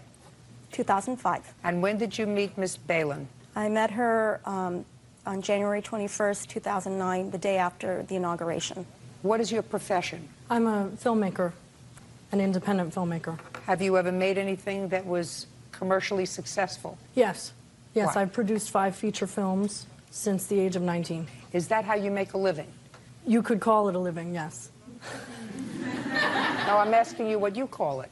It's not quite enough of a living, but it is my What do you sole do? source of income. It is your sole source of Yes. income? Okay. Tell me about the trip to India. We were planning to go on February 8th, from like February 8th to the 17th. And what arrangements did you make with her for payment? That I would just pay for her air ticket and visas. What about her expenses? There would be no additional expenses. Well, how was she going to live there between Oh, the 8th the and the Nagas 17th? would pay for everything, the hotel, food, and everything. Plus, That's how they host. And all the expenses. Mhm. Go ahead. All of us got our visas, except for one gentleman that she was bringing to the table. How much did it cost to get your visa? $73 a person. Okay. So she had to fly up from LA to San Francisco because there is no consulate that could do it in such a short amount of time. So she flew up to San Francisco, and then she called me from San Francisco subway station and said she lost her wallet, and therefore I would need to pay her some more money. Well, how much money had you given her to fly to San Francisco? $50. Go ahead. And then on 2 days before we were to leave, I got a call from the Indian consulate that my visa was revoked. Sorry, prior to that, the minute I got the visas, I purchased tickets online. And this is how I travel. You can see proof that I got my visa and all the travel that I've done. Well, your visa was revoked, and you got the airline ticket, and the airline ticket was non-refundable. I did not realize that, but I've never canceled a trip before in my whole life. You say that the airline ticket was non-refundable. That's what they told me. Fine. If, and how much I was, may, just a second, how much was her ticket? $1,114.40. Okay. When did you cancel the trip? Well, the minute we heard our visas were revoked. What date? February 6th. And when did you call the defendant and let her know that the trip was going The to same day. Okay. And what did you tell her to do with her ticket? I told her I was fighting the case on the basis of frustration of purpose. Our mission was to go there, and we were not able to go by a third entity, a known entity of having our visas revoked, that I was going to fight it. I understand that you were fighting it. What happened with your ticket, by the way? Well, in my case, my father had 3 seizures at the same time. What happened with your ticket? I was refunded my ticket on the basis of my father's illness. But canceled the ticket? No. I canceled it based on revoked visa. Ms. Collins, are you telling me that you provided medical documentation about your father's seizures to the airlines, and based on that they refunded your money? Yes. Well, then that was false. That's what you're telling me. I mean, that wasn't the reason that you weren't going. No, on both reasons. I told him it was a revoked visa, and it was also my father. When did you turn in your ticket? When did I convert my ticket to use it? Shortly before April 3rd. Okay. Now, trip was canceled in February, correct? Yes. Between February and April, what communication did you have with Ms. Collins about returning that ticket to you? About somewhere up to 30 days from the cancellation of the trip, Ms. Collins called me to notify me that Continental Airlines had denied her claim, that the tickets were non-refundable, that she was going to have to litigate against the Indian government to be reimbursed because she had gone through all the procedures with Continental, and that the ticket was only usable in my name, that she would not be reimbursed, and that the ticket was only good for 1 year. So could I use the ticket, she suggested, and pay her the difference so that she could be reimbursed? I was very clear during that phone conversation that as an independent filmmaker, I was not in the position to take a trip and reimburse her, and that I wouldn't use the ticket. How was she to be reimbursed with regard to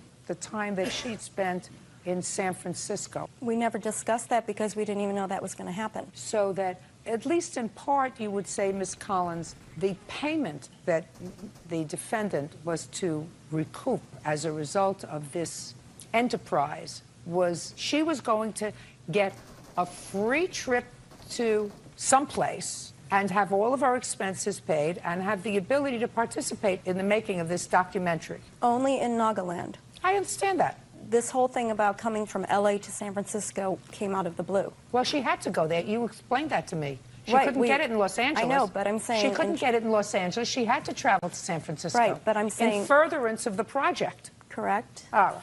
Fine. But I'm saying... Miss Collins, what happened was, and I gather, Miss Balin, what you did was you converted the ticket and you used it for travel someplace else. At her suggestion. Well, what she wanted you to do was to see if you could use it and give her money. Right, and at that point... you said, I'm not doing that. And she said, then use it anyway because it's void in 1 year time. Yeah. She wouldn't have gotten back her money from the airlines if she hadn't submitted a medical reason of her father's illness in order to get it back, and she certainly couldn't use that for you. And I confirmed Just a second. Sorry. How many other airline tickets did you purchase, Miss Collins? I purchased 4. Were you able to get any other money back other than for your ticket? Not yet. I'm still in the process. The answer is no. I'm in the process of... The answer is no, correct? I'm still working on it. The answer is no. No, for now. Well, no, for now. And the only reason you got yours back is because you lied to the airlines. I did not lie. Yes, you did. No, I can prove that my father... Absolutely. Stop playing. I can prove my father's medical. Listen to me. Can you take this up? No, he can't. Listen to me very carefully. Look at me. You tried to get it back based upon the fact that your visa was revoked. That's what you told me first. You couldn't. And then somebody said to you, well, see if you can use a medical excuse, because if a close family member is ill... It all happened at the same time. It happened at the same time. I tell you what we do. I'm dismissing your case with regard to the airline ticket without prejudice. If you are successful in recouping from the airlines money for the other 2 tickets that you purchased, you have leave to come back here. I don't think that that's going to happen. Did you sue the other? Just a second. On the basis of frustration of purpose. Did you sue? You tried frustration of purpose. No, I did not yet. It didn't work. No, I have not. Well, then why did you use a different reason for yourself than you want to use for everybody else? Well, that also happened at exactly the same time, which you can see. Did you hear my answer? Could you please? I'm not looking at it. It's irrelevant. It's very relevant. If your father had 3 seizures. It's irrelevant to your claim. I just told you if you are successful in suing for the return of the money for the other 2 tickets, you have leave to come back against this defendant. I don't know if the decision will be the same or different, but you have leave to come back. Now let's get to the money that you allegedly loaned her. How much money did you give her in total? I gave her an extra $146. $146 you gave her twice? Correct. Is that correct? It was the initial $350 and an additional $146. Okay. And the $146 you either lost or was stolen, is that right?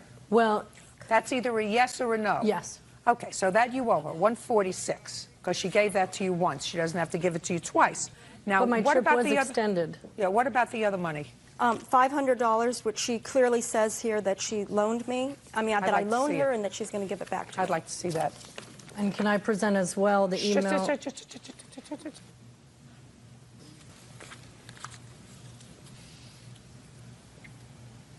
Fine. So I have here an indication that you acknowledge this $500 as a loan that she made to you. And you say, since we will not be working together on this project, I will get you the $500 that you loaned me as soon as possible. I told you at the time that I didn't know when I could get it back to you, and you said not to worry. Unfortunately, I still do not have it, and you are right about my personal finances, so I will focus on getting a job to pay you back as soon as possible. And the sentence prior to that indicates it was always intended that I would donate my time to get the project off the ground, but the intention was to raise financing for the short documentary and that I would receive a consulting fee for that. I understand that, but that never happened. He canceled the film. No, she didn't cancel the film.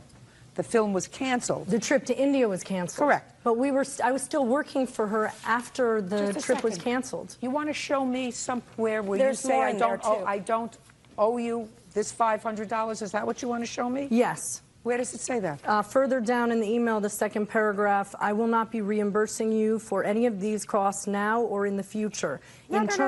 We were discussing the trip was canceled. I will not be reimbursing you for any of those costs now or in the future. In turn, I will not be billing you for any of my time or for the week I lost trying to procure visas in San Francisco. Okay, but you owe her the $500. It was to be deducted from my salary. No. You owe her the $500. Stop it. You're embarrassing yourself. Anything else, Ms. Collins? Yeah, there's more in there. What? I mean, more references that was just a loan. I acknowledge that was a loan. Okay. Can I submit, Your Honor, that my visa was not revoked? I don't care. Okay. I don't care. There's no way she could go into Nagaland. Nobody can go as a single person there. Listen to me, madam. You have my answer with regard to the airplane ticket. You were able to get yours reimbursed, whatever way you chose to get yours reimbursed. Because don't show me about your father.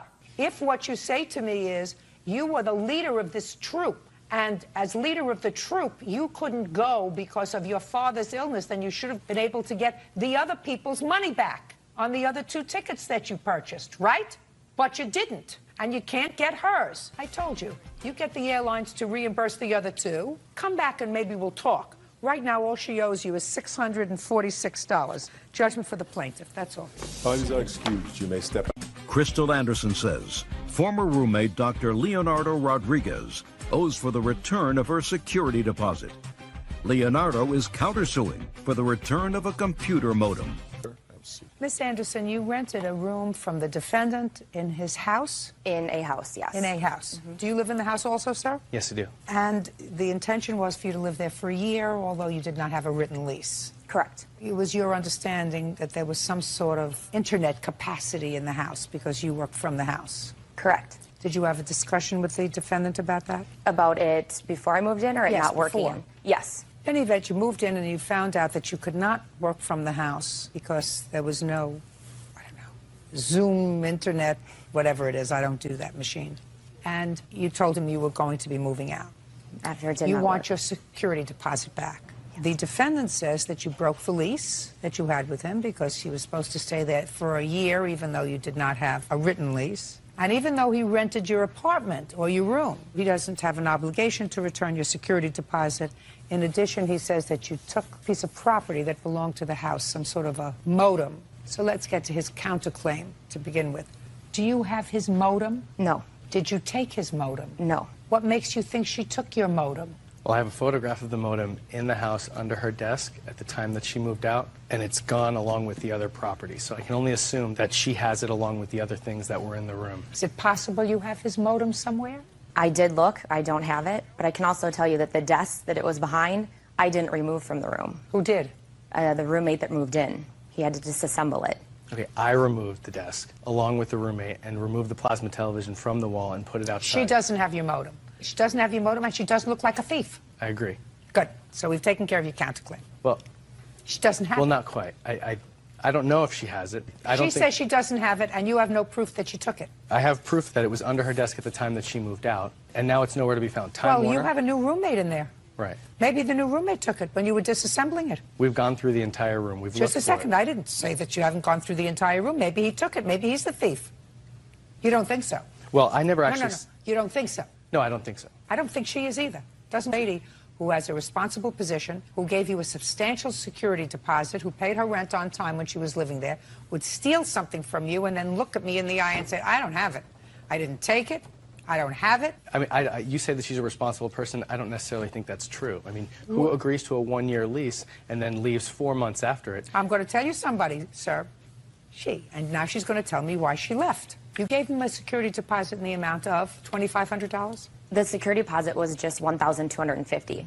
Okay. It was in addition and to it's personal clear, rent. Mr. Rodriguez, because there's no allegation, that she left the room in other than reasonable conditions. So the only reason you're not returning her security deposit is because she breached the lease. Correct. Okay. When did you move in? August 10th. Did you pay August's rent? Yes. Is that correct? That's correct. Did you pay September's rent? Yes. Is that correct? That's correct. What about October? Paid the rent in full. And November? Paid the rent in full. Is that correct? Correct. And when did you tell the defendant that you were leaving? In the middle of October. Did you tell him why? Yes. What did you tell him? I told him that the internet continued to have problems and would continually break down, and therefore I would spend numerous hours continuing to try to make it work, try to connect it, and if it didn't, I'd have to call Time Warner. And what did he say? He said that he didn't realize that it was that big of an inconvenience, that he would have done more about it if he'd known that it was going to make me move out of the house. The first time that I had heard that it was a problem was at the point that she was moving out. I had no idea when she moved in that she was planning to run her business or her part of her business out of the room. Did she tell you that she needed internet connection, sir? Absolutely. And what did you tell her about it? That there's an internet connection that we all use. All 4 other people that live in the house are still to this day using an internet connection. However, it doesn't run at the speed that she needs to run her business. I never knew that she needed a specific speed to be run. Is it slow running? It runs average. It runs normal for me. It would break down in my part of the room. It was split. The last time Time Warner had come to the house, they had spliced it so many times, according to what they say, that they Don't would tell me what they said to you. But you told him in mid-October, and you moved out in December. December 1st. When did the new roommate move in? December 6th. The new roommate's name is? Lee. How much was your rent each month? $1,250. And what is Lee's rent? $1,250. Did he pay December's rent? Not in full. In what amount did he not pay? He paid minus 5 days of rent. I'm not sure the exact dollar amount. Okay. Did you have all your property out by December 1st? Minus a plasma TV and a desk. So you did not have all your property out by December 1st? Correct. When was all of your property out? I know for sure it was all out as of the 4th. So you overstayed your stay by 4 days? Yes. Okay. You cannot profit, sir, from a situation that was handled totally appropriately. She did not damage the property. She gave you notice. She absolutely did damage the property, Your Honor. I have proof that she damaged the property. Oh, well, you didn't say that. Wait a second. Hold on a second. I want to see if you said that in your answer. Did you? Would you please show this to Mr. Rodriguez? That's his sworn answer. Would you please have him point out in his answer where he says that he's not returning her security deposit because she damaged the property? I asked her to remove the trash, but she never did. I had to hire a repairman to clean out the trash, repair the walls, and change the locks. Repair what walls, sir? So the plasma television that she says that she moved out, or that I took down myself and put outside, left behind a number of large holes in the wall. Show me your bill for fixing the holes in the wall. This is the bill for fixing the holes in the wall. Okay. This is the estimate that it would have cost to remove all of those things and put them outside. No. All I want is fixing the holes in the wall. Your Honor, if I was... Why did you change the locks? Well, I didn't know Crystal before she moved in, and I... Sir, you want to change the locks, change the locks. That's what you do as a landlord. But, Your Honor, if I was in the business of being a landlord and... Listen to me, sir. I want to see a picture of the wall, and I want to see a bill for spackling the hole in the wall. Period. Okay. Your Honor, we had a one-year lease agreement. You did not have a one-year lease, sir. One-year lease has to be in writing. There's Otherwise, it's a month-to-month. She gave you a month's notice. She gave you more than a month's notice. Your Honor, we had a verbal lease agreement. No, you have a lease agreement, sir, when it's in writing if it's for a year or more. Other than that, you have a month-to-month tenancy. And if you want something more than that, and if you want to lay out your rights and responsibilities, go get a form lease and sign it, and then you have a lease for a year or more. Do you understand? The only reason I am charging her the extra days is because she actually had property in your house. And if she actually has property, even if it's in the hall, that means she's still a tenant. So she didn't vacate December 1st. She actually kept property there for at least 4 days. I'm giving you the benefit of the doubt for the 5th day because that's when you moved the new roommate in. So I am deducting $200. Your Honor, the lease that you say is month-to-month. If I was interested in a beach rental for month-to-month, I would have charged much more than $1,250 a month. Do whatever you want to do. You want to lease your place for a year or more, get a written lease that outlines everybody's responsibility. Other than that, you have a month-to-month tenancy.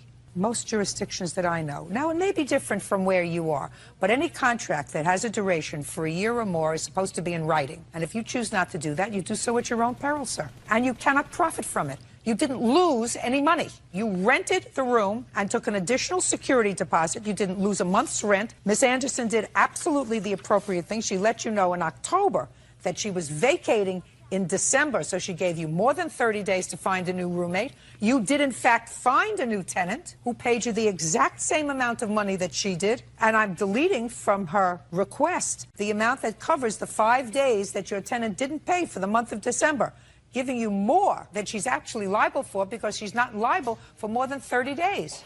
But she kept stuff there, so she is, in fact, responsible for at least part of it. So you owe her $950. I am taking off $200 for the overstay because you lived there past December 1st, and I'm taking off $100 to plaster the wall. By the way, where did the new tenant put his TV? He doesn't have a hanging television. $950. Judgment for the plaintiff. Thank you. That's all.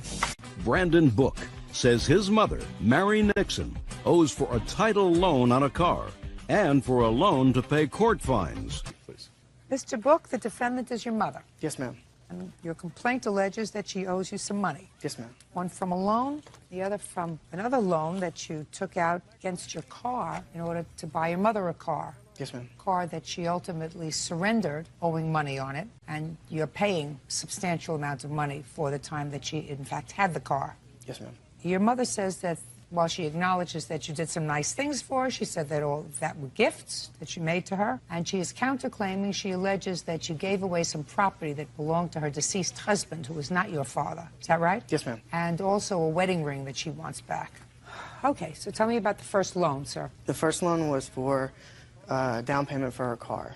She came to me on April 27th of 07, and she asked me if she could go get a car. I took her to a local dealership where her credit qualified her for a car. However, she didn't make enough money to support a car. So they asked me if I would sign for it. The agreement was that she made the payments, and I agreed to it, so I co-signed for her. However, they needed a down payment. So they asked me if my truck was paid for, and I said yes, it was. So we went to a local financial institution, and they took out the title loan for $2,500. Plus a title loan? Yes, ma'am. Which means that your truck was now encumbered? Yes, ma'am. Okay. And they asked for an additional $200 deposit for the insurance. So while we were doing the agreement, we were signing all the paperwork, my mother looked at me and she asked me if, if this was okay. I said, yes, ma'am. She said, I will pay you back as soon as I get my VA benefits. I said, yes, ma'am, that's not a problem. What VA benefits? When her husband passed away, we went to the local Veterans Affairs office in Lake Charles, and they said that she qualified for some death benefits. So they put all the paperwork in, and they said that she was going to be awarded it. Did they say how much she would be No, getting? ma'am, they didn't say how much. They gave us like a monthly statement of what she would get. If she got the full amount, $7 a month. If she got the other one, it was like $6.11 a month. And how much were the car payments a month? The car payments were $371. Okay. So you took out this title insurance, and what happened? What happened is 2 weeks after she got the car, she lost her job. So I had to figure out some way of having to pay it, both my loan, her loan, and supporting everybody, because her and my sister were living in the house along with my wife and my child. So you have a wife? Yes, ma'am. Child, your mother, and sister were living with you. And at one time we had my other sister and her 2 kids living with us as well. And who was supporting them? I was. It's outrageous. It's family. Good boy. What are you saying no for? Because it's lies. Well, come up here and tell me what's the lie about it. First, tell me your first name. My first name is Mary. My last name is Book. Very good. Uncross your arms. Is it a lie that you lived with your brother? No, that's not a lie. Is it a lie that he helped support you? No, that's not a lie either. Well, that's what he said. No, he said that he co-signed for the car, which is a lie. Listen to me. We're talking about the car. You said that's a lie. She lived with him. You lived with him. Your other sister, for a period of time, lived with him, and her 2 children. And he was supporting you, because I assume you weren't working. Is that right? That's right. Why weren't you working? Because I had no way to work. Because he got my car, and so my mom took sell my car to buy him the That's house. not true, Your Honor. I have the check. Just a second. They sold my car for $6,000, and that got the down payment to the trailer that he now lives in. Okay, and when was that? October of last year. How long did you live in the trailer where he and his wife and child were living? They got the trailer in October. Right. I moved out in December with my sister. So you lived there 3 months? Yes, ma'am. Then she came back. Did you come back? I moved in to an apartment. Did you come back? Later. When? March or June. Was it March or June? Those are very different months. April, March, somewhere in between there. And how long did you stay? Until when? I moved out in March again, and I didn't come back until May. And then I moved in back in May, and then we moved out for good in June. So you lived there about 6 months altogether. And how long did your mother live there? The whole time.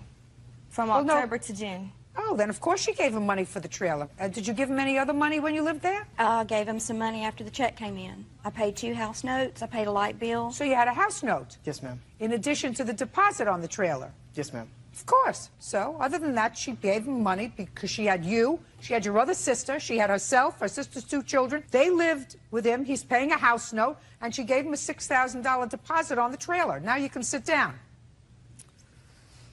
That's what you're supposed to do. If you and your whole family want to move in with your son and you gave him a $6,000 deposit on a trailer and he's making the house payments on it for you and your family to live in, that's what you're supposed to do. But, Your Honor, I moved my mobile home I was living in for 14 years off of my property for him to put his mobile home there. So what? He told me he would never, ever say anything about me not working. He did not mind me living there because I did this for him. And I'm telling you, he's not supposed to say that to you. You moved your whole family into the trailer that he was making the payments on. You lived there from October until June. She lived there for 6 months. Your other daughter and her 2 children lived there for 6 months. Who do you expect to pay for that? Every adult pays rent. You're a grown-up. So if you gave him $6,000 at the beginning of your stay, instead of making periodic payments, then what difference does it make? Look at it that way. But don't make yourself a victim. You're not a victim. Children don't support their 46-year-old parents. Parents support their children. How much money did it cost you when your mother surrendered this truck? It was the car that she had to surrender, Your Honor. It didn't cost me anything. I tried to tell her about it. I went to her work with this document right here showing that if she surrenders the car, that they would give us a 0 deficiency on an auto loan. So I approached her at work with this, and when I approached her at work, she got really defensive about it. And when I told her, I said, look, all you got to do is just surrender the car. They'll give you a 0 deficiency. We don't owe anything, but they don't owe us. We don't owe them. It's like it never happened. She refused. She immediately responded back saying that that's it. You have 10 days to get that trailer off my land, and I'm cutting your lights off. So tell me what happened with the car. Did you surrender Yes, the car? I did. When? The next Wednesday. So what money are you out, Mr. Book? The title loan on my vehicle. Well, in order to get her car, we had to put a down payment. That's where the title loan on my vehicle came on for her car. I see. And the title loan was for how much? $2,500. So that you're not out any money for the loan, but you are out money for the title loan. Yes, ma'am. Because you actually took that money and put it down as a down payment. That's why you had no money that was owing if she turned the car in. Yes, ma'am. I understand. All right, now I'm ready to hear you, Miss Nixon. He's out $2,500 because you couldn't make the payments on the car. Okay, whenever I got the car, he came, woke me up one morning and said, Mama, you want a car? And I'm like, well, I would like one, but I can wait for my money to come in. Because I didn't want a car note, really, because I really didn't make enough for a car note and insurance and everything else. So I said, I'll wait. And he goes, well, Mom, I got him on the phone. He wants to talk to you. And I'm like, Brandon, I don't want a car right now. That's not true. It would be nice to have a car. Just a second. You know what happens, unfortunately, Miss Nixon, to some people when they're telling a lie? They get blotches on their chest. I know, I just get nervous. No. A man that's supporting a wife and child and supporting a sister and another sister and two children and a mother who I'm sure doesn't make hundreds of thousands of dollars a year, doesn't come in and twist his mother's arm to get a car. Baloney. You're not supposed to put your children in debt because you don't work. That's not what mothers are supposed to do. I did not want the car. I told him I would wait. Then you shouldn't have taken it. You're 46 years old. He went to the car dealership Without and said, you. I'm going to... Just a second. Without you? He went with me. Did he drag you there? Miss Nixon, did he drag you there? No, he said he wanted to go pick out him something. Miss Nixon, you are so full of baloney. You owe him $2,400 first for that. What else does she owe you for, sir? Whenever she was in Washington State, she was supposed to be gone for only a week and a half. She had two jobs, working at Walmart and working at Sears. She went to Washington on a one-way ticket to see my friend, and she was gone. What was she doing seeing your friend? They were talking on MySpace kind of thing, and... So a boyfriend? Yes, ma'am. She was grieving and went to see a boyfriend. How long was she gone? She was gone for 3 months. 3 months? This was, I assume, before she got the car. Yes, ma'am. Go ahead. And I was contacted by a Sergeant Mouton of the Calvert Parish Sheriff's Department looking for her. I was then like, what does she do now? So I call her, tell her what's going on. Apparently she had had some checks that she had written back $6.97 for very little, like $25, $30, however they just caught up with her. And they were looking for her to satisfy those checks. Then when she came back, I still supported her, tried to get her through the hard times. She just didn't take the hint, and I was getting really tired of it. How much money did it take to clear the checks? $150. Did you tell your mother about it? Yes, ma'am. Who cleared the checks, you or your mother? I did. Where was she when you cleared the checks? Being arrested at the time. Is that right? Well, not exactly. Like, I'm, She's not a horrible mother. No. Did he pay $150 to From get selling you the cabinets that he sold out of my house. I was upset at him. He gave away everything. That's a lie, Your Honor. Everything in my house. He gave away my cabinets. Just a second. Give me the month and year he gave away. February. February of what year? Of this year. And when did you move out of the trailer? I moved out in July. You couldn't have been that upset. Well, no, I mean, I'm not going to disown my child. I'm not going to do that to him. You couldn't have been that upset. If he gave away the stuff in February, you didn't sue him. March, you didn't sue him. April, you didn't sue him. May, you didn't sue him. June, you didn't sue him. July, you didn't sue him. August, you didn't sue him. September, you didn't sue him. So if he gave away your stuff, he gave away your stuff. What's next? The ring. Whose ring is it? Mine. It's actually ours. No, it's mine. Well, how did his wife end up with the ring? I told her and him that I would let them use my ring as a token of because it was special to me. Just a minute, you told them that you would let them use their ring? Until he could buy one for her. And if they broke up and she moved out, that I was to get the ring. Yes, ma'am, I'm honored. Fine. But first of all, A, I don't believe you, because I think that that's a lot of baloney that you just told me. But B, even if what you told me was true, let's see what you just said. You said you are letting them use the ring until he can buy her a new one, which he can't. Or until they break up, which they have not. Or if she moves out, which she has not. She did in between this time. Oh, tell me when. She moved out. Just tell me when. She moved out during the summertime. Did you sue her then? No, I didn't. Goodbye, Miss Nixon. You got a problem. You owe your son $2,550. Judgment for the plaintiff. Your counterclaims dismissed. That's